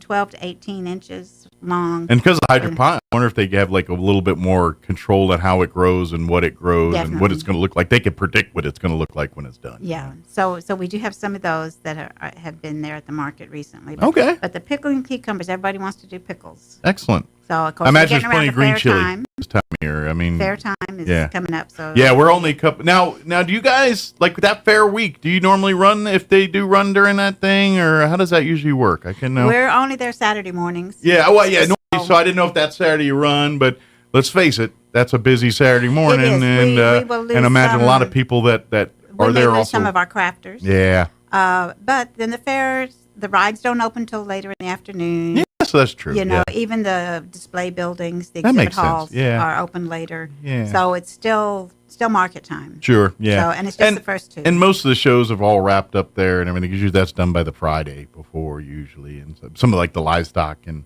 All of the auctions and the judging. That and stuff's done, and that's usually where most people got busy. That's in the evening. Yeah. You know. So yeah, I guess it does work out. I just got to thinking, I was like, wow, that's valuable, but no, I guess it does. It just kind of there's that little sweet spot right there. It works. So. But we do have 4-H'ers that come to our farmers market. Good deal. We have kids. I encourage the kids to come out. I think it's important. Oh, absolutely. They get to talk to people in a generation that they aren't used to talking to, and that they're interesting. You know, and they realize it. They come to me and they say, there's a person that says she looks like my grandma. Yeah. And I'm going, yeah, we do look. Yeah. You know. Yeah, they socialize off their phones and off their internet device or whatever it is. Yeah. And bring the little kids. I know like there's always games and stuff, like the blocks and stuff. There's always stuff for the kids to keep them occupied. If you're like, hey, I want to do some shopping, go play in the blocks and I'll come get you here in 10 minutes or whatever. Yeah. And the gentleman that does that is so great with the kids. He brings buckets and tubs of blocks for the kids to get creative. Yeah, and and they there's have no fun. limit to what they can do. I mean, I go walk over there every Saturday and see what they're doing. Well, and it's bridges, it's houses, it's skyscrapers. I swear, kids, you know, and I was the same way as a kid. And I think a lot of kids were. They come up with the most fanciest highfalutin toys, and they're really cool. I'm not going to argue about that. No. But you give a group of kids like 4 or 5 year olds, just literally give them a bunch of blocks or shapes or something and let them go to town, and they'll create their own world. And that's an amazing thing, because that's the kids that go on to do bigger and better things because they're getting those creative juice. Let's face it, when you're that age, like we get dumber in the creative world as we get older. I think like we don't think outside the box. Yeah, the younger we are, the more open to anything is a possibility. You know what I mean? And that's where the creative comes out. And so that's, you know, to me, I almost think now, if I had kids that age, I'm like, no, I don't want no fan. You get blocks, you get paper clips, make fun with this stuff. And you'll be amazed at what your kids come up with. A pie pan, Yeah. a tin pie pan, Yeah. and a wooden spoon. Yeah. You know, that was all my of a kids' sudden, favorite. they've got a 3-hour adventure. Well, I mean, it's so, like I said, I go over there and see what they're doing, Mhm. and he's got all sizes of bricks, some different things. I mean, they build roads, they build stuff, and it's fun to hear him go vroom, vroom, and make those cars make a noise, not, Be honest, not push a button and It reminds me of a happier time. I loved as a kid. They put me out in the dirt pile in the backyard and gave me a shovel, and I'd build whole things. I have a Matchbox car. And tunnels. I'm good for the afternoon out there. You leave me, as long as the weather's fine, turn me loose. I'll pick me up later. Well, these kids do good, and he actually has words on a lot of the blocks, and so the kids will come up to one of the adults around and say, "What does this say?" And then you know, starts a conversation. Or this says love, or this says hope, or Creates that curiosity Yeah. moment, and now it's a teaching moment for the Yeah, child. so That's it's great. great. Love that. So please participate in that too, and don't hesitate to let your Come kids get up in the blocks and play in the blocks. it's fun, and there is supervision there, and we take Yeah, care of everything's safe and good. There's plenty of parking around there. You can park in the parking lot behind the courthouse. People park on the other side and walk over wherever you prefer. There's plenty of parking all around the whole courthouse lawn there. Yeah, For you to, and I need to give a shout out to the assistants the Sistine League, that with the Assistance League. Okay. They are fantastic. They Excellent. come every Saturday, help set up the canopies for me, help our customers. We have some There are elderly those people. army ants that just come in and they make just- everything happen. They just huh? work like little Trojans, and they have That's been awesome. so helpful. And of course, the people miss them if they're not there. So, By the way, come hungry too. There's burritos and stuff floating around, and so lots and of my good gosh. smells. So. And we have a new sourdough bread person that it's really good. I imagine that sounds delightful and lots here. beautiful cupcakes. I mean, my cupcakes do not look like this. You're gonna blow a diet out there if you let yourself. Yeah, these are But it's so good. generous portions. Yeah, It's great. Yeah. The other thing I need to speak about is the 2024 Chili Cheese Festival Farmers Market collaboration. Back on Chili Cheese Fest, and Yes. we unfortunately it was initially canceled because of it, but thanks to we were able to do a version of it. So We yes. are doing it. We're only going to do it for Saturday. Yes. Friday we hadn't proved to be a really heavy day. People, it's the end of the week. They haven't really gotten settled Sure. down, and there's just weren't getting the traffic and the numbers, and then yeah. we have to have security overnight. Sure. So it's more we're- expense than the juice. Just is not worth the squeeze. That's True. really what it is. That's true. Yeah. I always forget how to say that. So I never say that. But it's going to be. I mean, the farmers are there, so it's like I said, it's a farmers market Sure. collaboration and the chili cheese. Kind of And- a mashup, if you will. Yes, Yeah. because we're going to have the best of both worlds. We're going to Well, and do it. let's face it, there's a lot of shared values there. Chili cheese, all ag we're an industry, we're an dairy agricultural- and chilies. Yeah, that's ag through we've and got through. Graves Farms will be there on the front of the courthouse lawn against Main Street doing their roasting. So if you feel like autumn is in the air, come smell it. Oh yeah. It's green chili. Yeah, green chili does not need to advertise. It just fire up the roaster and it does its own thing. The whole downtown. But we've got just a lot of good stuff planned. We're going to do an ice cream eating contest. Gotta have that. Yeah, I mean Gotta dairy. have that. That's right. We're a dairy place. That's so we're right. going to Gotta do have your ice. It's the tradition ice at the Chili Cheese Fest. Yes, we do. Yeah. We are doing the jalapeno eating contest. Another tradition. Yes. So we're going to do that. Maybe you should do that first, then the ice cream. Then the ice cream. You know what? That's a good idea. And the milk will help. Exactly. Settle Yeah, that'll keep the everything. jalapeno guys from Yeah, lighting up maybe too we bad. should do both and really. There you go. Maybe like a triathlon, milkman triathlon, where they, all right, jalapenos, ice cream. Oh, this people. And then run around the block. Yeah, I feel like it's a lawsuit. Sounds good though. Okay, well, I'll put that in the back of my Your back burner, back burner. Back.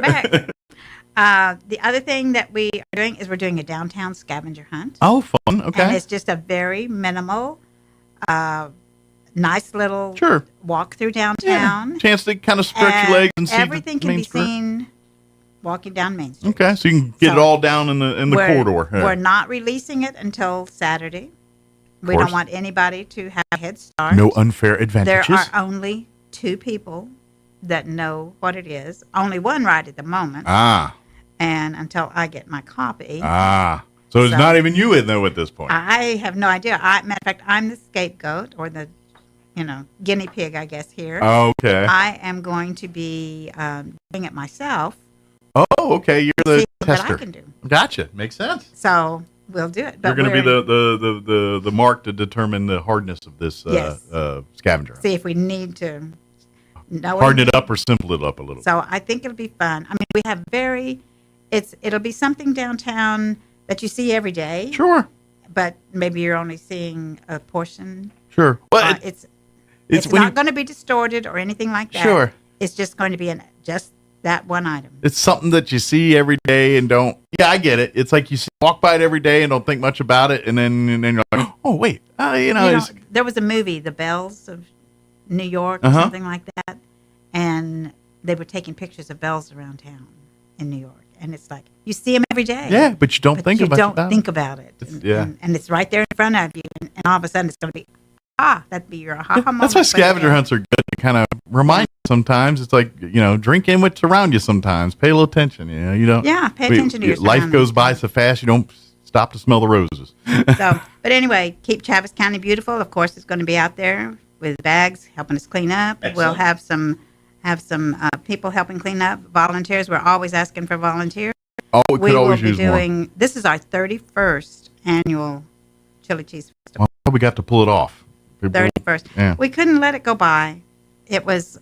It's a tradition. It's just something. It's tradition. We had things in place. Yeah, certain things we can't do anymore because life happens and things happen, and so parts of the tradition we had to not adopt anymore, and so it's kind of evolved. But but we want to celebrate our agricultural industry, and we want an excuse to get together and eat some ice cream and jalapenos and have fun and celebrate our community, and so we get to do that. And we'll have some music, and we'll have some entertainment. We'll have crafts for the kids. Yeah, and then get there early and get your produce, and then turn around and party afterwards. Yeah, and come back because we're going to go into the evening. That is all what I have for that. I think it'll be a lot of great fun. There will be food trucks, vendors. Excellent. I do have applications out online on our mainstreetroswell.org. So if someone's interested in being part of that, there's still time to get involved. Quickly. Yeah. Call, please just notify me. Yeah, don't make Peggy beg for it. Get it done now. We have a lot because I'm going to have to limit the participation. Absolutely. There's so much space, We've only got so much 4th time. and 5th Street closed off, so I can't have 100 vendors. And let's face it, food trucks. your food trucks can appreciate that. You know what? We're going to try to. If there's more food trucks, they all don't make more money. No. So you get a nice variety, but not we oversaturated. want to have food out there, and we'll have a few drinks. Yeah, you want it so where those guys can make money too. If you've got 50,000 food trucks and only 20 people, nobody's gonna. But you got 2 or 3 food trucks, and then it works. So we'll have a good variety. Yeah. Small variety, but we'll have. Absolutely. So that one. Yeah. But if you'd like to volunteer or be a vendor, reach out to Peggy right away here. Right away. Because I would like to have it finalized in the next week. I have several that have already pulled the application form off.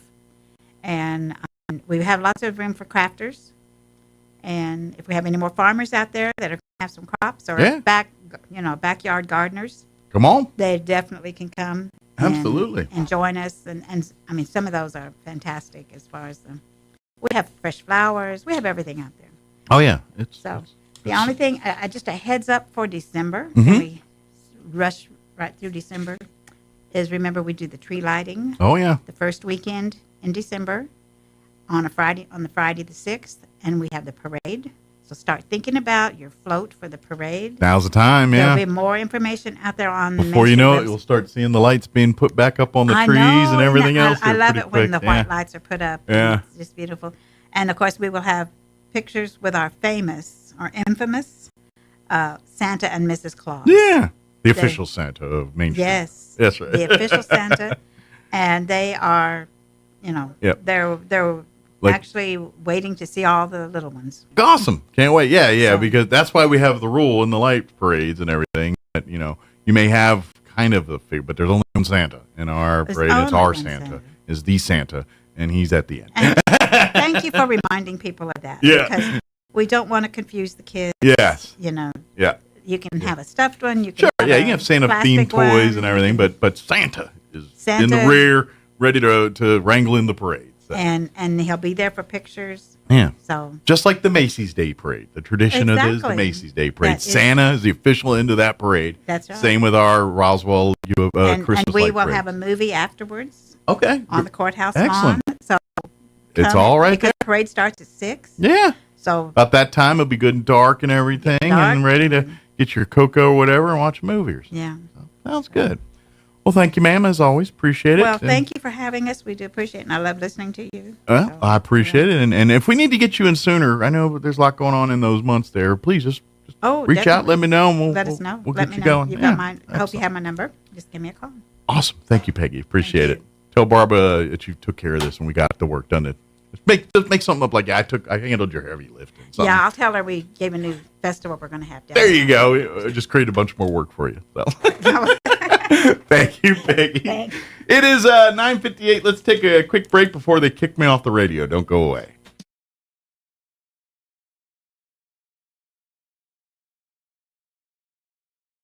Head of tomorrow night's Trump-Harris debate, Republican Senator John Cornyn suspects that Donald Trump will get a big boost from the showdown, depending on how he handles himself. I think he needs to let Kamala Harris talk something she's been reluctant to do unless she's reading a teleprompter.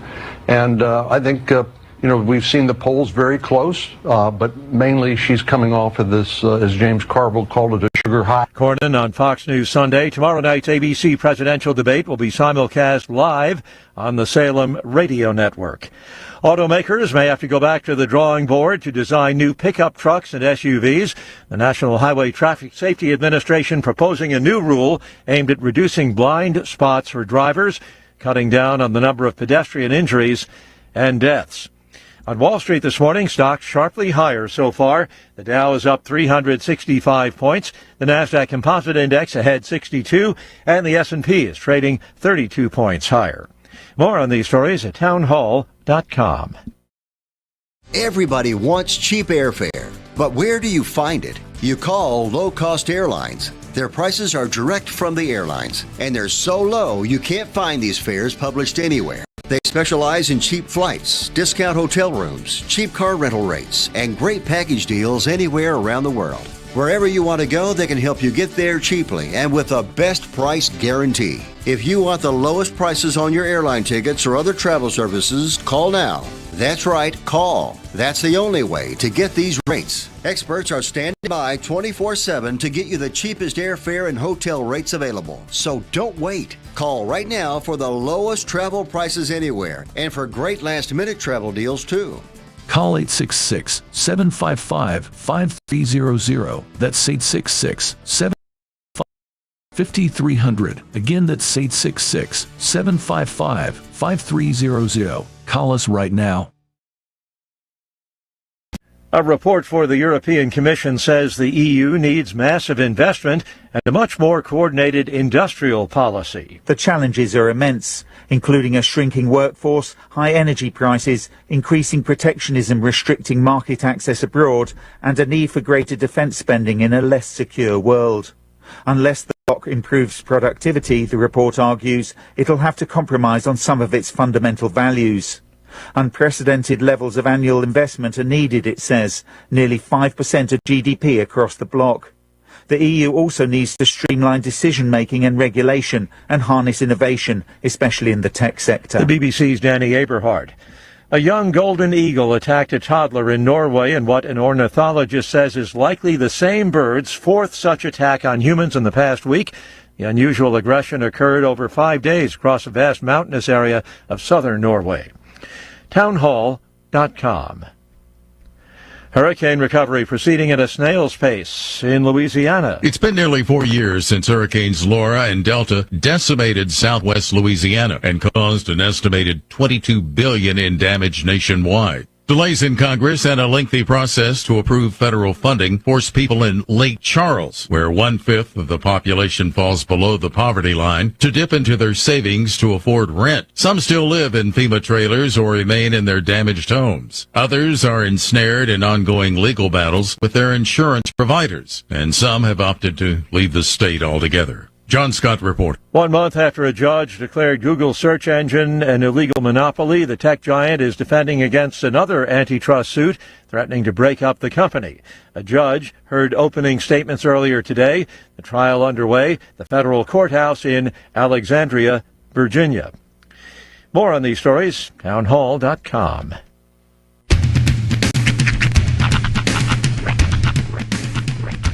What in the wide, wide world of sports is going on here?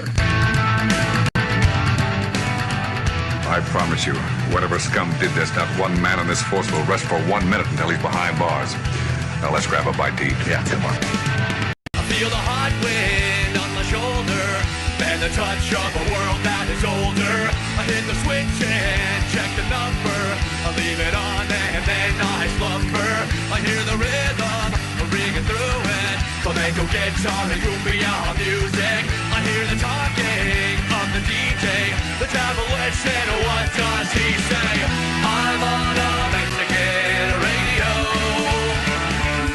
I'm on a Mexican radio.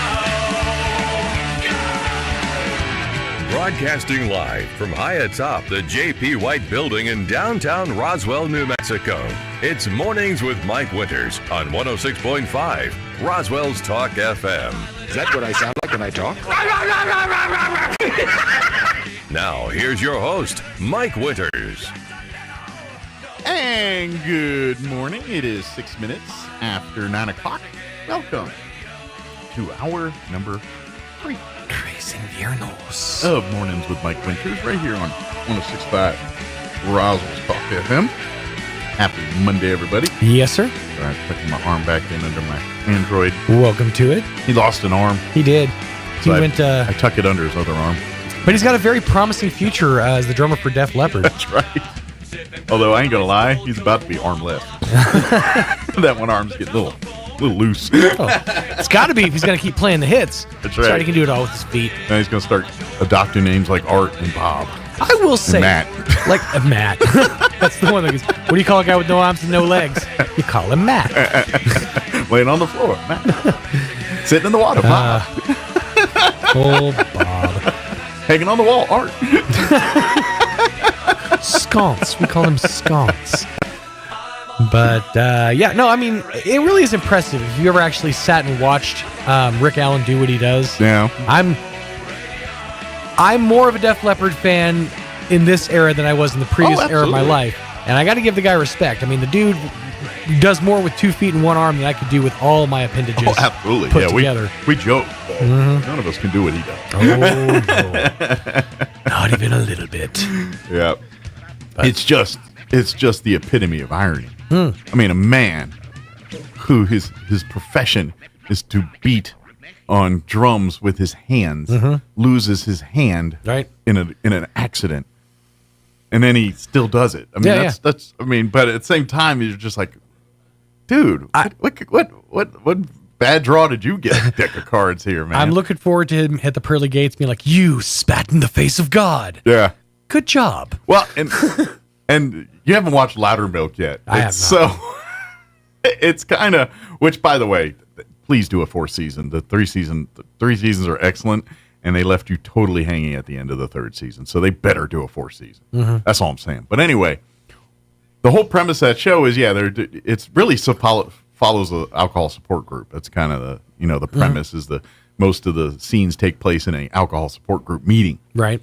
Well, one of the guys in the meeting, one of the main characters, is a British dude who used to be a drummer for an 80s metal band. But he's got little arms. He's got like T-Rex arms. He's got like a deformity where his arms are short, but he's an accomplished drummer. And that's why everyone's like, "You were a drummer?" And he was like for a semi-famous band back in the 80s, you know. When you think about it, the shorter arms gives you more range. Well, he does jam in one of the episodes, and he jams out. It's just awesome. Funny, so, but it's weird. You talk about that, and did y'all not see Loudermilk yet with the little arm drummer? No, I need to go back and watch it. And it's quite good, actually. And they do a really good job. And that's just it. You know, you kind of they give you these jokes, and you're like, wow, but there's a lot of heart to the jokes. And, yes, there's a drummer with little arms, and that's funny. But then the heart of the thing, and the guy's a really good guy and all that. But that's the part that makes it funny. It's like, wait a minute, you're a drummer? You're a drummer? Well, I mean, he was trapped for lead singer, but he couldn't get the mic up there. And because there's like, do you have really long sticks? No, my sticks are normal size. That just means he gets in there. I was like, are your drumsticks really long? And there's like a whole thing where they're asking him questions. It's just funny. I'm kind of curious how they did it. Like unless the guy just has little arms. Yeah. No. He's legit has little arms. They're real. They're not. I was like, how do they CG this in? Well, again, Peter Farrelly is one of the producers of the show. And if you've watched any Farrelly Brothers projects. Yeah, I didn't want to correct him, but Farrelly, Farrelly, whatever you let him cook. Whatever they call him. Let the man cook. You know what I'm talking about. They tend to do movies where they incorporate people with handicaps. Special needs, yeah, all the time. And they've done that pretty much from the get-go. I mean, if you go back and look at like any of like Something About Mary, any of those early Farrelly Brothers movies, they were Stuck on You. Yeah. Right. And that whole movie's about that. Oh, absolutely. Yeah, I mean that's kind of The Ringer. Yeah, he did The Ringer. Did he do Are they involved with the Woody Harrelson basketball movie? I feel like they are. I feel like they probably. One of them probably is. Where he's a. Turn his. Huh? Was The Ringer a Farrelly Brothers movie? Yes, it was. Yeah, The Ringer was for sure. Yes, it was. Okay. Woody Harrelson. What was that movie? I didn't know that. I don't remember the name of the movie though. I knew Stuck the one on where he You was a was basketball Farrelly coach, Brothers. right? Yeah. It came out like during COVID, if I remember right. Like I feel like it came around 2020. It was called Champions in 2023. 3, okay. And let me see, director. I feel like that's a. What do you call it? Farrelly? Farrelly. I always call him Farrelly. I just always said Farrelly Brothers.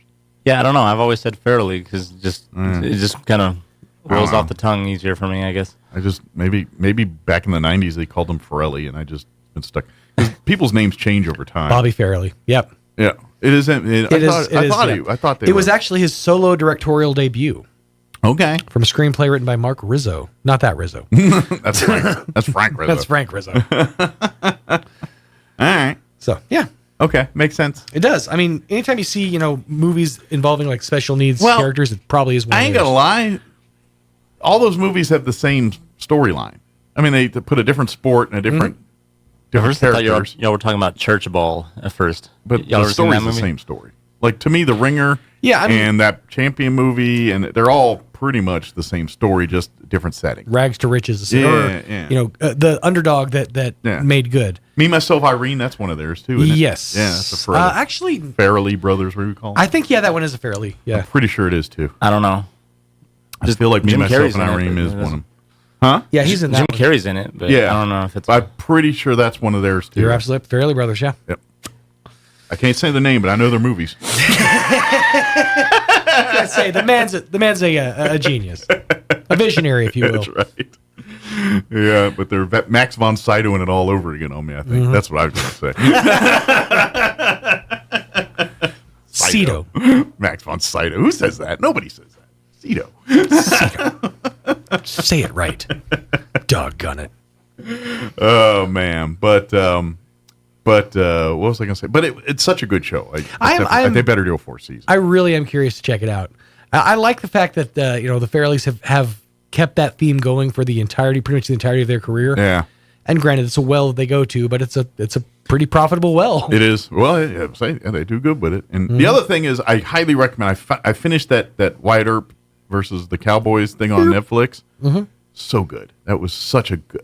I'm telling you, that was like, if you're into documentaries and history and that kind of thing, and they do a good job because they do a lot of live action. It's the high fancy History Channel version of a documentary now, so it's almost movie like a little bit. They even get guys like Ridley Scott to do these documentaries and stuff. But anyway, so it's well done that way. But as I said earlier, when I watched like the first 2 episodes, this is by far the most informative thing about the whole Earps and the Gokay Corral and how it painted the picture and the bigger scope of things and the impacts it had and how the people of the time were reacting to what's going on there. That's been done like a dozen times now, but it's like but not like this. But I guess they finally enough time has passed that it's more accurate. Well, no, I mean, but like because the story's been so Hollywoodized. Yeah. The Earps, I mean, let's face it, the Earps are, they're arguably one of the most Hollywoodized Western characters is the Earps, and that the OK Corral. It's been, and part of it's by design, and part of it, not to say by design, but by life history and Wyatt Earp himself, and why we know, and that the documentary really explains it, because Wyatt Earp was not looked at as the hero of which we look at him today. After from about 1890s till early turn of the century, he kind of lived in, some people thought he was a murderer, some people, and he was. Sure. I mean, the facts do not dispute that he was not a murderer. He did. He cold-blooded murdered people. Yeah. And so he dealt with a lot of fallout of that. And why we know him and think of him today the way we do is in his later part in life, he lived in California, in Hollywood. He got into Hollywood. And he was serving as a advisor for these Westerns and things like that. And through that, he really got to tell his side of the story. And Hollywood absorbed it. And so you watch all these old Westerns and talking about Holiday and Earp and the OK Corral and all that stuff. Mm-hmm. It's really him that in those it started some of that stuff. So it kind of he changed his own lore basically through there. And not that he didn't do it correctly. It's just that he got his side in to where people were, because it was really a war, North versus South, post-Civil War sentiment. I mean, if you're from the South, more than likely you were rooting for the Cowboys, and if you were aligned with Confederacy or in the Confederate values, most were siding with the Cowboys. Right. And if you were the Northern aggressors, you generally, sided with the Earps. And corporate business was funding. Wells Fargo funded Wyatt Earp's what they call vendetta ride. Really? After the OK Corral, and he went and started killing cowboys indiscriminately, he was secretly being funded by Wells Fargo because the Cowboys were robbing stagecoaches. Guess what? Wells Fargo. And Tombstone's a silver mine. Anybody who's seen The Music Man knows about the Wells Fargo wagon. Yeah. So, that makes sense. The Cowboys were basically stealing because they looked at the silver out of Tombstone as America's silver. Right. It's the Confederacy. It doesn't belong to the people. And so, now granted, they weren't. That's the righteous story they're proceeding. But what's really going on is they're getting rich, stealing silver from absolutely from Wells Fargo. But it gets so much into all of that, and it kind of makes it interesting where like Tombstone and the Wyatt Earp movies, there's a lot of factuality in there. It's just Hollywoodized a little, right? Like those turn of events and to be honest, most of the OK Corral and Wyatt Earp, if he never fell in love with Josephine, they probably would have never been arrested for the gunfight of the OK Corral. Get you every time. Because he was having an affair with Behan's wife. That Behan probably wouldn't have arrested him had he not been mad. Right. It's a whole thing, man.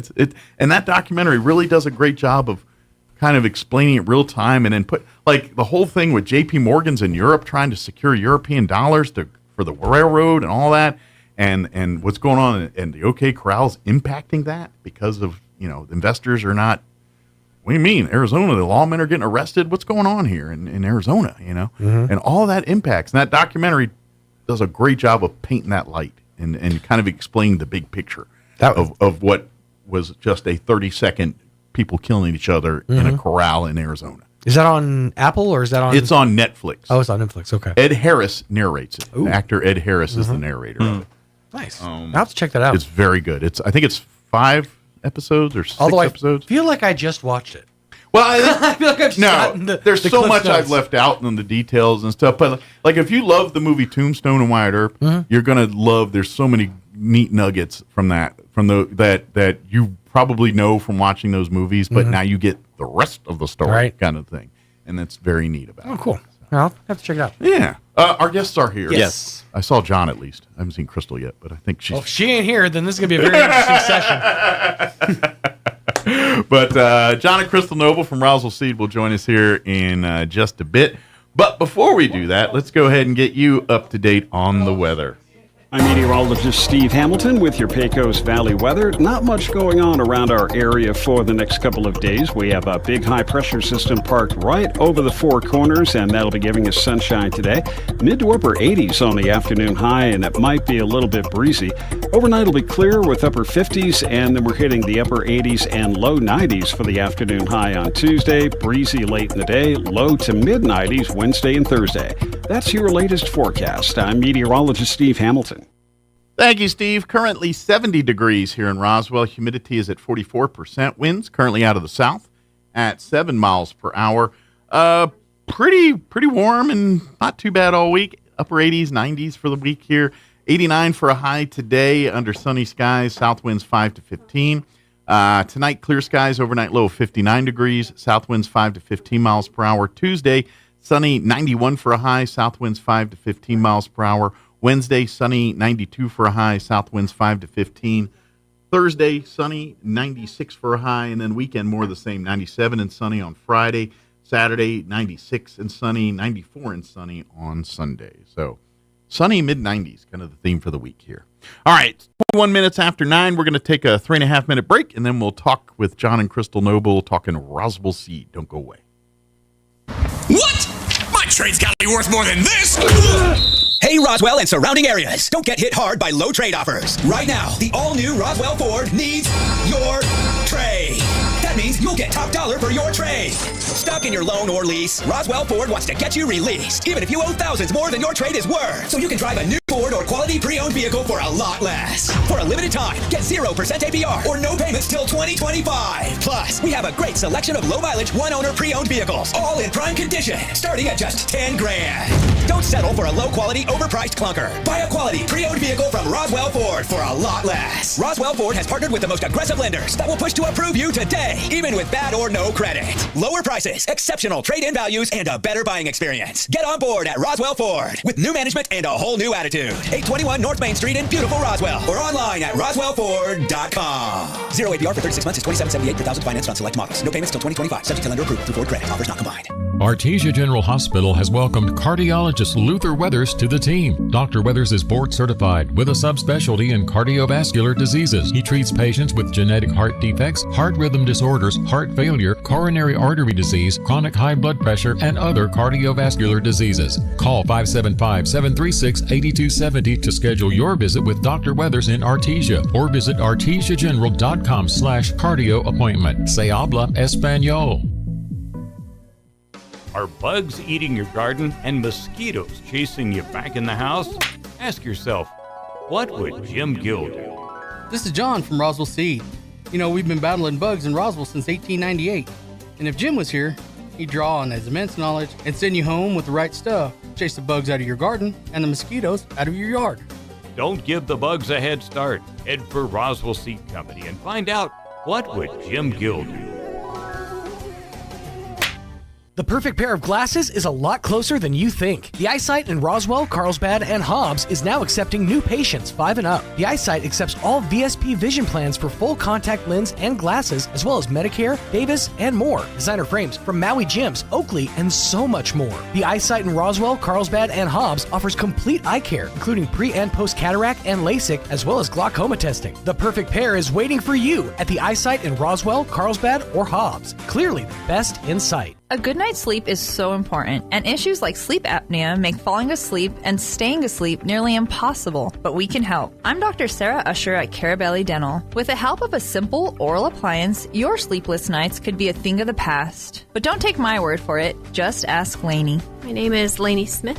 I wasn't surprised when I found out I had sleep apnea simply because I had a horrible sleep pattern. I attempted to use the machine and it drove me nuts and I could not sleep with it. And then that's when Dr. Agger told me about the oral appliance. I would suspect I've been using it for 2 years now. In all of that time, I've had less than 10 poor nights of sleep. It's a complete game changer. I feel a lot better because I sleep. This simple appliance can change your life. Call us today to set up your appointment so you can finally get the good night's sleep you need. Come see the team at Carabelli Dental at the corner of 9th and Main in Roswell or call 575-622-4455. Here's a Mornings with Mike Winters fun fact. Slugs have 4 noses, but no fingers to pick them. Here's Mike Winters. And good morning. It is 24 minutes after 9 o'clock, and joining us in the studio this morning is John and Crystal Noble from Roswell Seed. Good morning, guys. Morning. Morning, Roswell. I just had, you ever watch those T-Mobile commercials with the 2 guys in the suits acting all goofy and they tell them the stuff? I just had that moment. You guys are just like the 2 from the T-Mobile commercial. Well, the chair kept sinking. I was just I was watching the mic just kind of go past my face, and I'm like, well, this is going to be an interesting day. And she's all like, here, take this chair. So then I was all like, yeah, it works great. No breaky chairs. Probably break the wheel and just fall over. That'd be my luck. Yeah, this goes back. Yeah, but see, you almost did it. Yeah, that was cool. We catch that one on camera. Yeah. It's a Monday. Yeah. It is Monday, but of course, for folks that have not tuned in, of course, John and Crystal Noble join us time to time, and we just talk Roswell Seed, talk to you generally what's basically what's going on this time of year, like how burnt your grass is, or how time to do this, time to do that. And time to time. Tis the season. Anytime weather changes, it's time to do a lot of that. It is. And the weather has changed. Like, I don't know. It's just like last year. So maybe we might get a winter this time. Who knows? We need one. We need some snow bad. Yeah. We need cold. We'll take the moisture. Any moisture. We need to get below freezing and stay below freezing for a little while, freeze out some of this crap. Yeah. Well, usually, of course, Jim Gill used to always kind of predict, he'd tell you, when you could almost spot, like, I could tell you after you look for this, that the first frost is coming right after that. He was pretty every year, usually in that, end of October, right first part of November time frames, usually when you start talking about that, we're seeing that kind of. I remember when the first frost happened before Halloween, and we actually had snow on Halloween. Oh, I know. Every once in a while we get a weird one, but usually it usually waits till after Halloween for our first frost, but not always. Do you remember when they made the first wheel too? I do. Yeah. Yeah. And I walked backwards in the snow for 4 miles uphill. Uphill both ways. That's right. Yeah. And we liked it. Yeah. And I had a bag lunch. That's right. I had a lunch pail. Yeah. It's funny how our parents used to do that to us, and now we're just doing the exact same thing to our kids and younger I folks. laugh because I didn't hear it from my dad. I heard it from my grandma. Yeah. And then my dad started to say it, and my grandma told him to shut up because it wasn't true. You don't count for him. Yeah. She goes, shut up. You didn't walk in no snow. I drove you to the bus stop. Shut up. I had a little I had a Scooby-Doo lunch pail with the Scooby-Doo thermos. Uh-huh. Oh yeah, that was cool. Oh yeah. Yeah. I had a couple because I was not good at keeping things, and I had the Dukes of Hazzard one was probably my favorite. I didn't get that one. If I took care of that thing might be worth money now. Yeah, I had an Evil Knievel one. I had the Dukes of Hazzard one with the jumping. It was literally the generally like jumping over something. Yeah. And then there was like a in the foreground, like Daisy and Bo and Luke, kind of like them. I think Uncle Jesse. They're all kind of like four of them by the side there, standing there. Of course, needing more Daisy and less others. Yeah. But yes. But I mean, you'd be surprised. Those things took a beating. I mean, at least I know with me. Oh yeah. Because you didn't put them in your backpack. Sure. You strapped them to the outside of your backpack, and then that got slammed in the doors, walls. Somebody else, that and usually lose the thermos about a month into it. So, not the thermos or the cup. Yeah, the cup or the top. It was ruined. After that, it was just ruined. It's like, no, that's it. It's ruined. I need a new one. You know? And they always had that one kid that had tomato soup in there. Yeah. Like that one kid that had the tomato. Yeah. Why? Most of us had Kool-Aid or Icy or whatever. Yeah. No. Wintertime, it was cocoa. Why? Why tomato soup? Yeah. Yeah. Now I'm like, dude, I'd love a thermos of tomato soup. Yeah. Every time. He's like, wait a minute. Like now, like, grilled cheese and tomato soup in there. That's a lunch there. Yeah. Tried to cram as much as you could in there. Yeah. Yeah. My mom let me pack my lunch like one time. Yeah. That was it. And I mean, it's like when you're like pushing on it with your knee to be able to just clip that little buckle that could only hold like 2 pounds of pressure, but there was like 45 pounds. This stuff stashed in there. Like that's it. Got to school, opened it up. Yeah, everything was smashed, crushed. Everything was but I packed it. I did it myself. That's right. The peanut butter jelly sandwich is like a crepe at this point. But looks like a Triscuit. The original. Yeah, exactly. Or field trips. Yeah. And then when field trips, like Mom would let you have a Coke, and then you'd wrap it in aluminum foil or the high-speed drink box to keep it kind of cold by lunchtime. Yeah. I don't know why. Aluminum foil. That was the official wrapper of soda drinks on field trips. It was the original koozie. I remember that. We didn't have koozies. I said it was the original. Oh, the original it was the original koozies. The aluminum foil. Yeah, we didn't have koozies. No. Some of the parents, they were cool. They put like ice in a Ziploc bag and put it in there and then stuff like that. Yeah, we ain't gonna waste good ice on you. Yeah, they were nice enough to put it in foil, and that's about as good as you got. Yeah, that was it. Yeah. With tape on it just to make it even harder to get off. And it was only field trips. Like never other time. No. So it was only the field trip you get the. Yeah, you're going to the farm or whatever. Yeah, we're traveling far away. I mean, you still took lunch at the same time, so I never did. Yeah, but you're going to eat in a museum or something instead, and so it's different. Yeah, that's always a good idea. Give a bunch of kids foil at a museum. Different time. Yeah. Parents were more daring back then. That's right. They didn't care. But They didn't have fines like they do now, you know. Oh yeah. It just, to be honest, as I got a little older, I was lucky to find $1 sitting on the table for lunch, and you know what I mean? Because here's $1, go get your lunch. Yeah. Yeah, as you get older. Well, that's bad. That dates us. I mean, $1 bought you lunch. Yeah, and to be honest, if I remember right, I feel like lunch was. I feel like the lunch was 90 cents. Yeah, I think it was. I think it wasn't even a full dollar, yeah. but they always left you $1. Dollar. Yeah. Yeah, I think ours was 30 cents unless we wanted a salad. You got salad? Yeah. Oh no, we didn't get cool stuff like that. Well, in high school we had like the cafeteria line, which was like your yellow tray with the school pizza and all that. But then they had like an a la carte thing that you could go up to, and you could get like that cheesesteak, the school cheesesteak of which we all had at one time with the and it had those, or you could buy like an apple or like chips or maybe like salad in a little cup of salad or something. We had fruit cups or salads. Yeah. Oh, and then those milks, of course. And then the little milk pint milks. But ours was 30 cents for just a regular tray lunch, and then if you wanted a salad, it was more. No, they charged like 90 cents, and I think by the time I graduated, it was like $1.10. Yeah, maybe. But we had open campus. I was. We did. Where I was did at one point. High school. Until people kept going to Burger King. Well, and that's just it. fights. We didn't, but we used to sneak out. Like in high school, my friend was the class president, but didn't have a car, and so I was never in enough activities to. I'd try to apply for a parking permit, and they tell me no. So I had to drive my friend's sister to work to school every day. In exchange for that, I got his parking permit. Oh, okay. And he parked on the teacher's side because he was student government. And they never monitored the teacher side. So every day for lunch, I was the guy that we drove us to McDonald's. We had like 28 minutes to get from McDonald's here to get to and we went to lunch at like 10:30 in the morning. So they were still serving like breakfast. And this was back when they had, remember the steak biscuits back in the day? Yeah, I used to get, that was my go-to, the 99-cent steak biscuit.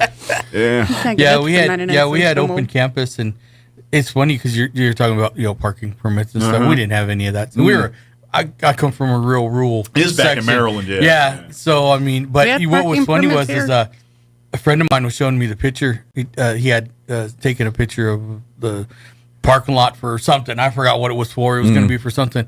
But all of our trucks, and they all had rifles or shotguns in the back. Oh yeah. Back then on school grounds, it's like it's like, well, nobody thought it. I mean, you had a shotgun because. Well, we weren't legally allowed to be able to have a pistol, but when you're walking ditch line and stuff like that, you're shooting rattlesnakes. Yeah, there's just a gun in the truck. Yeah. It's just part of the... It's either... It's like a tool, just like any other. There's a thing to change your tire in there, too. Yeah. I mean, you either had a 22 or you had, like, a 410 or something like that. Yeah. Yeah, it's kind of... It's different times. Yeah. And now, granted, true, and that's rural here. Look, quite frankly, I grew up in D.C., Maryland area. They ain't good old boys with pickup trucks with gun racks in the back. It just isn't. Dripping gas. Yeah. All the time dripping gas. We're all driving Ford Escorts with those big windshield wiper blade weights on them, and the pink door those little door edges. Oh, the door edges all that and hot stuff. Garbage or the curb feelers. Like So neon green or hot pink. I was in Central California. Yeah. So when I was in high school, naturally we always had a truck because farm stuff. Yeah. But then it was Volkswagens. Everybody had a Bug, and we would do all our own customization and stuff. And my buddy had a Bug, and that was his first car. Yeah, this was an older, like a newer one. Like his was like a 74. 74? Which is late for a Beetle. For a Beetle. Yeah, we wanted, 68, 69. Yeah. That was, the his was like a 74 or something. And everybody would be like, why did you guys drive Volkswagen? It's like, well, the parts were real easy to steal. Yeah. I mean, it took 4 guys to skateboard and a 10-millimeter wrench to get a motor out. Yeah, I mean, everything's so basic. I mean, they don't have air conditioning. The heat, you have to open a vent from the engine to get heat. I mean, they're bare bones cars. Oh, yeah. They're really basic cars. And they go for even a long for the ways. day, back on in the gas, day. I mean, if it had a radio, that was high tech. Oh, yeah. And if a plane went overhead, you heard what they were saying, Yeah. Matter of fact, my buddy, he had his 74, but he put which was the thing of the time, the Alpine $500 stereo with the removable face and all that garbage. Yeah, that was to keep it from being stolen. Right, the latest tech of the day. Yeah. People didn't realize, though, back in the day, if you stole enough nameplates, one would fit that. I'm about to say, it's like garage door openers. You run around the neighborhood clicking enough, you're going to get in a garage. It's eventually going to work. Yeah, exactly. Oh, yeah. Memory lane. That was a good time, though. I mean, it was a lot freer back then in the 70s and 80s, you know. Well, that's just it. It was high school, man. My first car was a big beater, man, and that's just what we did. You go and you worked, and you took pride. You know, you spend all day shining this car that's worth probably $300 if you sold it in a market anywhere. Yeah. You know, it was hot garbage. Oh, God, yeah. I remember the worst vehicle I ever bought when I got sent back from Okinawa, and I was stationed in Jacksonville, North Carolina, Camp Lejeune. And, of course, you know, we're just... So we went on... They used to have, like Craigslist, what it really was. It was, right. You know... The predating. Yeah. So we bought the lemon lot at the base is usually... Yeah, basically, yeah. It was base has a lemon lot. 74 Pinto. Ooh. 2-door Pinto. My mother...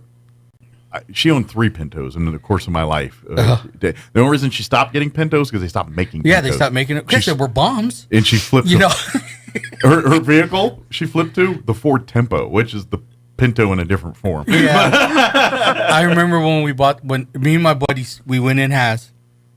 We each had $250. Mm-hmm. So we bought this Pinto for $500. So the guy gave us a Pinto and a case of oil. Because it drained out oil that quickly. And a fire extinguisher, probably. No, we were yeah. At best, we had maybe a wet towel in there, you know, in case you caught Pintos, a fire. Fieros, there's a few models that were known to burst into flames. Yeah. Oh, my gosh. Damn. Yeah, good times. Yeah. Can't do that now. No, you know? not anymore. Different times. Aquifer. Oh, yeah. High water bill. Oh, the high water bills. Yeah. Oh, yeah. High water bills. Well, in all fairness there, and I know... please, this Thursday is city council meeting, and they are going to be addressing this ordinance about the water and all that. So for folks that are, and like you, and I'm sure you've probably seen quite a few customers that have come in watering their lawns, and now their water bills, you know, are 500% higher than the previous month. So I imagine you're probably seeing a lot of that at Roswell City. We are, and we still do have the fertilizer, and it seems to be working out real well. Got a lot of people coming in now telling us, hey, you know, we've been cutting back on the waters and things like that, which is cool.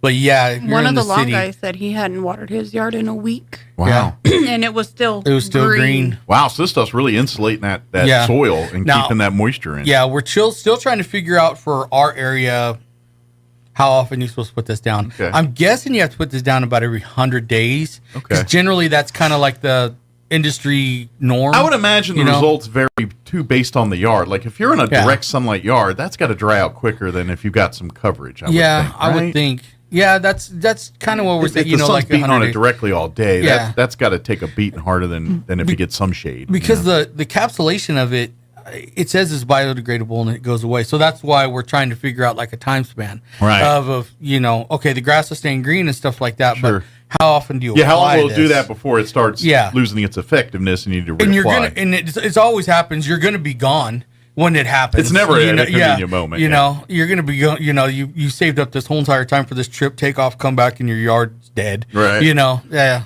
So, we're trying to figure. You know, get people's input of what's going on. Again, you're trying to get a enough pool of data to get good information, and so it's still kind of in a trial and error stage. Oh, for guys. definitely.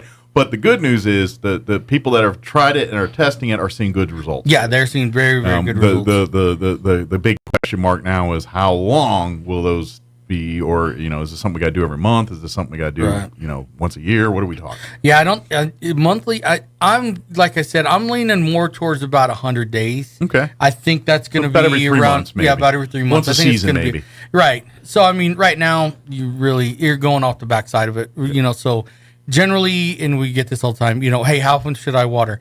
Right now, I would probably say you're watering maybe once every 2 days for fescue. Once every 3 to 4. It depends on the type of grass, too. Yeah. If it's your Bermudas and stuff, you still water, but not as much as some of these others. Yeah. Because you'll actually do more harm than good. Yeah, so fescue you water way more than Bermuda. Any of your ryes, same thing with the fescue, like in the fescue family.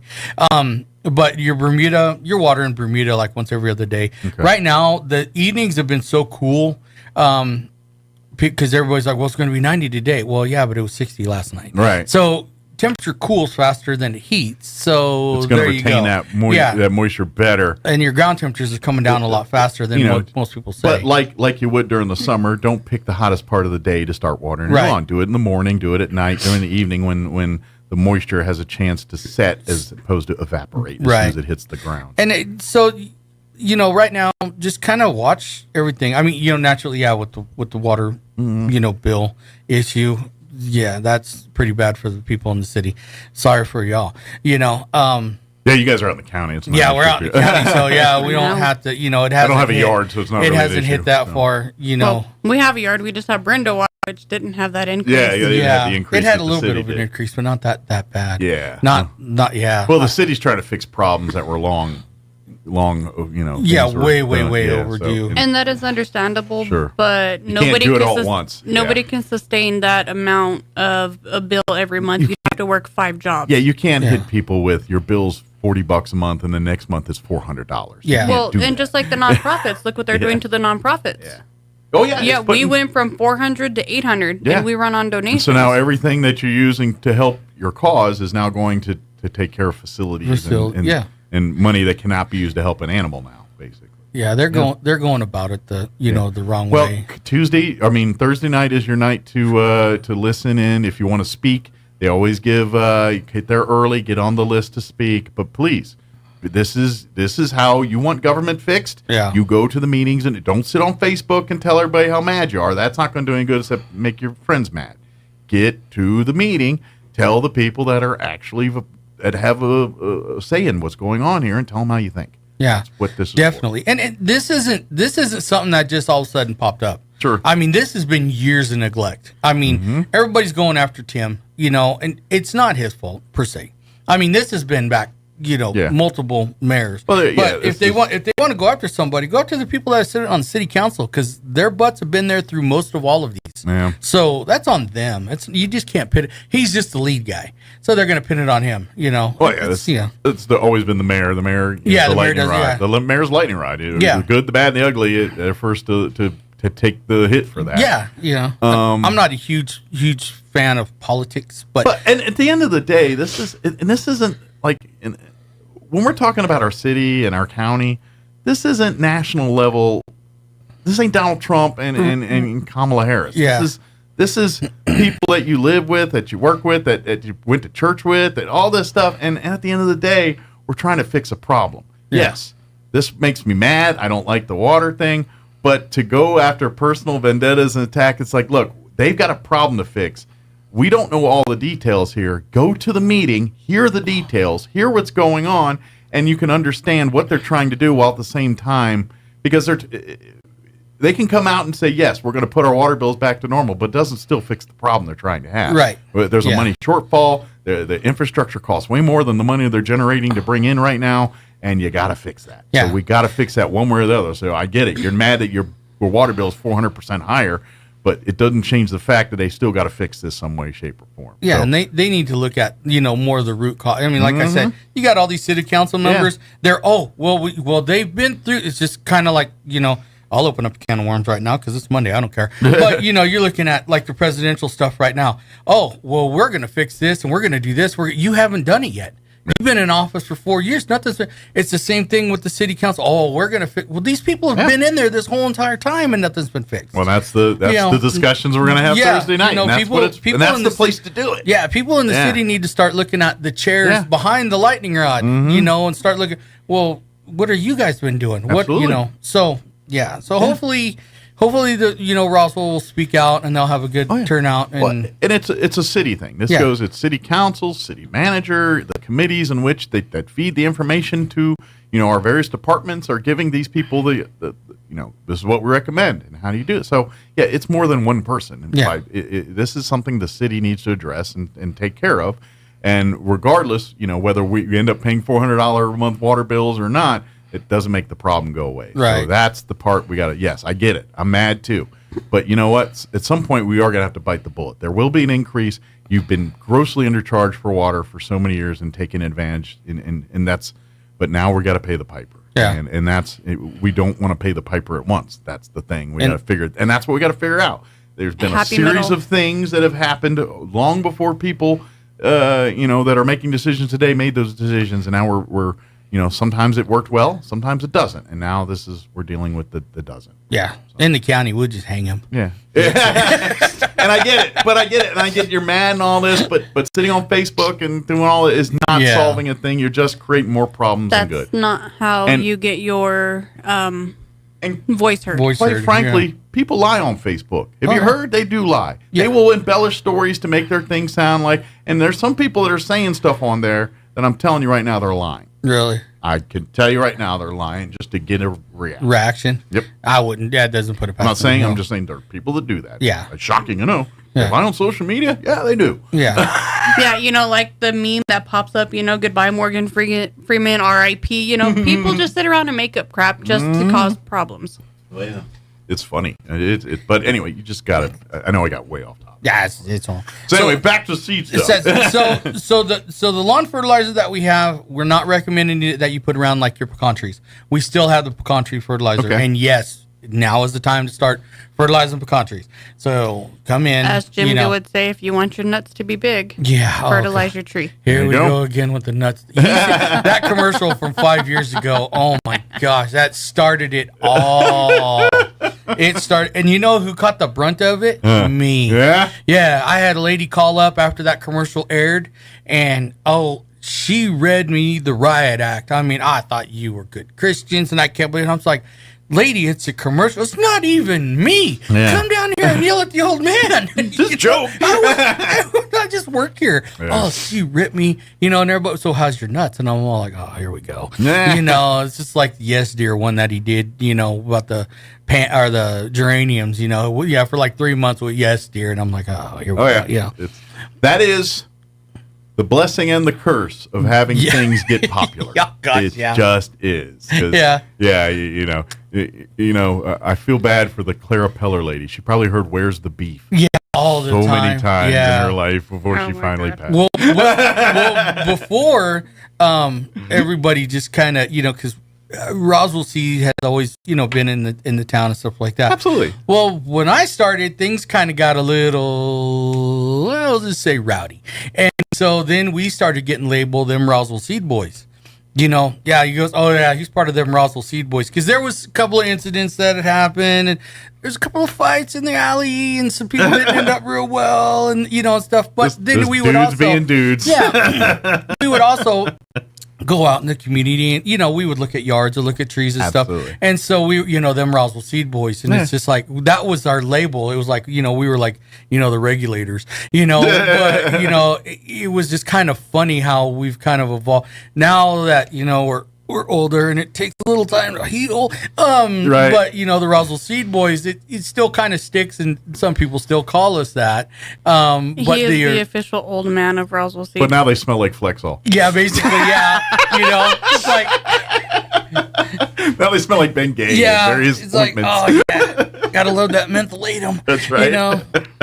He is officially the old man at the office at Roswell Seed. It does happen. Yeah. And it just, all of a sudden, one day it's there. Yeah. You're just like, you're the goofball, and then one day you're like, oh, crap, I'm the senior guy. What happened? Well, I got responsibility. I don't want responsibilities now, because somebody will come in and be like, hey, you remember that time when we were in the back and, you were fighting those three guys? And I'm like, oh, you can't say that out loud, these new guys. And so, it's like, different time. Yeah, different time. That was, I got hit in the head too many times by my wife. I don't remember that no more. Yeah. That's right. What you do, you beat me. That's horrible. Yeah. I'm going to announce it over the radio. We are the last generation that did things before the internet outed everybody. Yeah. Can you imagine if we had the internet back in our day? I know. I mean, oh my gosh, our parents would have been thrown in prison. Yeah. We're like that final generation of people that our actions were not recorded because there was no social media. No. We were the unsupervised. Make a bicycle ramp out of a 2x4 and a couple of cinder blocks. I bet you I could jump over that car. Oh, yeah. No. Oh, yeah. And you always had the one friend. Yeah, you could do it. Yeah. I have faith in you. And you The listen whole to My the Beer one generation came long before the internet. Yeah, Just saying. And the sad part about it was, even as teenagers, we were saying, "Hold my beer." Absolutely. Yep. But, So if everybody, the whole pecan trees or trees just in general, now's the best time to go ahead and start putting the fertilizer down on them. For the people that have Bermuda lawns, it's not recommended, but if you want, get some fertilizer down on your Bermuda lawn before it goes into dormancy. Okay. What time does it start turning brown? Right around pretty soon. Right about your end of September time Yeah, frame? because we're still in the 80s, 90s ish during the day, but basically, kind of Bermuda goes off of day length and then heat. Gotcha. So the heat's dropping. When it starts getting cooler quick, then that Bermuda Yeah. starts browning up. And since we're now been in the 80s and 90s instead of 105s, Yeah. we're starting to see the thing. All right, it's about time to go to bed for the winter here. Yeah. So everybody that is like their fescue lawn is taking a hit throughout the summer. You're probably starting about this week. You can go ahead and do your reseeding and stuff like that. It's cool enough. Okay. If you plan on planting everything down around trees, I would wait just until the leaves fall. Okay. The seed will germinate a lot better. Okay. And a lot of times you can, you're supposed to rake your leaves and stuff, but that's good mulch. That's good. That's good for, your gardens and stuff. If you want to, don't just bag all that stuff up and throw it away or whatever. Yeah, if throw you it want over to top. compost it or whatever, there's some if you got the space to do that kind of Yeah. stuff. Some people don't. Yeah. And let's see what else we got. We're gonna start having the fall bulbs coming in. They're already in. Oh, they're already in. They're already in. We haven't put them out yet, but they're already in. So come by, start looking for your fall bulbs. Yeah, They'll fall. be coming up on the shelf here next couple days. Yeah, hopefully. Let's see. I have garlic coming in soon. Everybody that's been asking for garlic, that's going to be Onion coming in. Onion sets will be coming in pretty soon. Those are fall planting vegetables. So Your start looking leafy, at greeny those. stuff is better in the cool months. Yeah. Lettuce, So anybody spinach. that's trying to plant something, all of your Do a lot of root spinaches, vegetables lettuces. go down in the fall here like that, like your onions and potatoes? Yeah, and things like that. Yeah. Potatoes. Yeah, generally that's more of an early spring as potatoes, Okay, but okay. you're like kale and lettuces and things of that Anything nature. leafy sure, def is a more or fall less. plant. Yeah, it's going to be more of a fall plant. Well, I just know like onions and stuff. I didn't know if those did better. Like you said, some onions. Yeah. but other root vegetables, not so much. Right. Okay. Let's see what else we got coming up. Not petunias. Pansies. We got pansies in. Those have been planted. They should be ready probably in about another month. I'm Okay. guessing. I haven't been back there to the greenhouses only because it's dangerous when you walk back there with Kent. But he's got his own little like drinky linky lab back there. He's like a mad scientist. He's all back there doing science stuff. Yeah. So those are You got getting a all white ready to lab go. coat in my head each. No, believe it or He not, I do. does. I ya? got one. Yeah, yeah. It was a Christmas gift. Yeah, from Jim it Go. was my final gift from Dad. Ah. So he got me a know-it-all lab coat. I don't know what all it says on it. It says United States Marine Corps honey beekeeper extraordinaire, seed expert, Nice. crop analysis, something. I don't know. There's And it all says kinds just ask John. yeah. Nice. Oh my God. Yeah. That's I was all cool. like, that was a good one. That is cool. Yeah. But that's getting close to pretty much about everything. Honey, if you guys are asking about honey, we'll be stripping the hives pretty soon. So we Okay. will have honey towards the end of September. And that'll be it I'll for the text- season after That's that. it. I'll Yeah. text Mike when we officially strip the honey, so that Excellent. way he can say, "Go to Roswell Seed." Yeah. Get your honey on and Yeah. get your winter supply Yeah. for the season here. I And know. Hopefully everything is doing. We've been getting a little bit of rain, so hoping that the wildflowers are still out and the bees are still doing. Good news is whatever you don't use, save, because honey never, ever, ever goes bad. Never. No. You can as nev- long as you never- don't mix it with anything. Yeah. They found honey in King Tut's tomb that was edible. Yeah. So Honey's good to go. Just you might get some of the crusty stuff off of it, but that honey's just fine. So Yeah. so if you still have some, hold on to it. Don't ever throw that honey away. Yeah, and if you got questions about wanting to be a beekeeper and stuff, come in and talk to us. We'll give you the skinny on it. Absolutely. It's not cheap starting out, that's for sure. But It's not cheap. But Period. once you get the bug, so to speak, Yeah. pardon the pun, Yeah. it's fun and kind of probably addictive a little bit. Oh yeah, It you can is get because really you go addicted. 2 to 10 and 10 to 50, and then you have a full-time job. Sure. Yeah. Well, and you get invested in the progress, and day to day you're seeing what's going on, and Ooh, we got more jars, more. Look at the combs. We're gonna have a good if we batch. were able to check our hives every day, bees would actually like us. Yeah, jeez, that's true. Yeah, we don't have the time, unfortunately, to every single day. Yeah, every single day. But we do. We have beekeepers that go out every day. They go out, and their bees are completely, totally fine. Our bees are not. They're mean. Yeah. And everybody, they're African. No, they're not Africanized. They're just pissed. They're just sorry in a bad mood. They know what we're about to do, and they're not having it. 98% of the hive is female, so there you go. You always wonder, like if you put certain types of flowers around, does that make the mood better? No. Or something? No, not really. Types of plant life that they gravitate towards more. Yeah, it's not. Yeah, there's no like catnip for bees. Yeah. But I will tell you, you have a new set of bees every 38 days. Gotcha. Except a queen. Right, the queen stays, but as the hive dies out, the new ones come in to serve the queen. Yeah. So a bee goes through a entire, basically like boot camp. It's born. It has a job for like 4 days, and then it develops its wings, and then it has another job for this amount of time, and then like every 4 to 5 days it changes jobs, and then the end job is flying out and bringing nectar, pollen, or water, and then on its final flight it will not return. Oh, okay. 38 days after it was hatched. Goes to We watched this whole little video on it of like Bonnie the bee. I read the book. Something. Sounds like sad, like that My Octopus story thing on. You watch that and you're all bummed at the end. It feels like it's one of those. So once a bee like collects your scent and recognizes you and knows you're not a threat, they're not going to make the little sound that pulls the entire hive out. Okay. They're like that's part of the routine. No cause for alarm. Right. Problem is when you have a new set of bees every 38 days, they got to learn their scent again. They got to learn their scent again. Yeah, we missed a couple of those. Okay, I'm smelling these. Yeah. Smelling. Yeah. Ooh, I just saw the time. We better wrap it up. Probably, yes. Yeah. So that should cover pretty much any questions. Just call. Absolutely. Come call by. us That's down. the thing, and that's just it. When it comes to Roswell Seed, you come in with questions because that's what this place is. If you're trying to get the best lawn, if you're trying to grow, if you're having trouble with the garden and you're having problems, or if you're having successes, please, come to Roswell Seed, and that's what they do. They've got 100+ years of exactly that. Yeah. And so people have been coming in and out of that store for 100+ years, asking those questions and their research. And that's kind of like with this fertilizer we've been talking about with this less watering. If you please inquire about it, ask. But so far we're seeing good results. Yeah. And we're seeing it looks like maybe we're thinking once a season you're going to have to put this stuff down every 100 days. Yeah, or so. we're hoping. I'm getting the like I said, I got to get with the man who made it.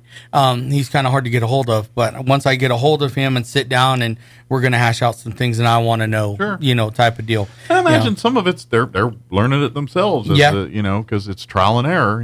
Oh yeah, if it's never been done before, you don't know what is going to happen until it happens. Oh well, yeah, and then you're just kind of sitting there going, Study the results, and then you do it again to see if you replicate it or is it something different. Right, and that's how it works. Exactly, and then we got to put in the aspect of where you're at in town, kind of soil, kind of water, Absolutely. where What's you the at. variables? Then different everything. results. What variables are different and why? Yeah, and that's what you do. Exactly, and then people got to realize too, we're humid right now. I mean, I think today our humidity is supposed to be like 53%. I thought you said we're human, and I'm like, well, what else would we be?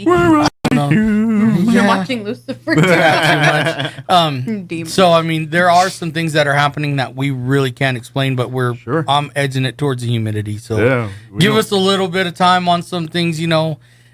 People, I know people's vegetables didn't come up very well this year. Some did great, some did not do worth a ding. Yeah. We're working on it. We're trying to figure out what we can do, what we can get, what we need to get. Sure. To help everybody out. It's it's a constant. It's a battle. Every time. Some years you win, some days not so much. Yeah, you battle at work, and then you go home, and you battle at home, and then you go back and you battle at work, and then. What? Don't look at me in that tone of voice. The men out there know. They know what I just said.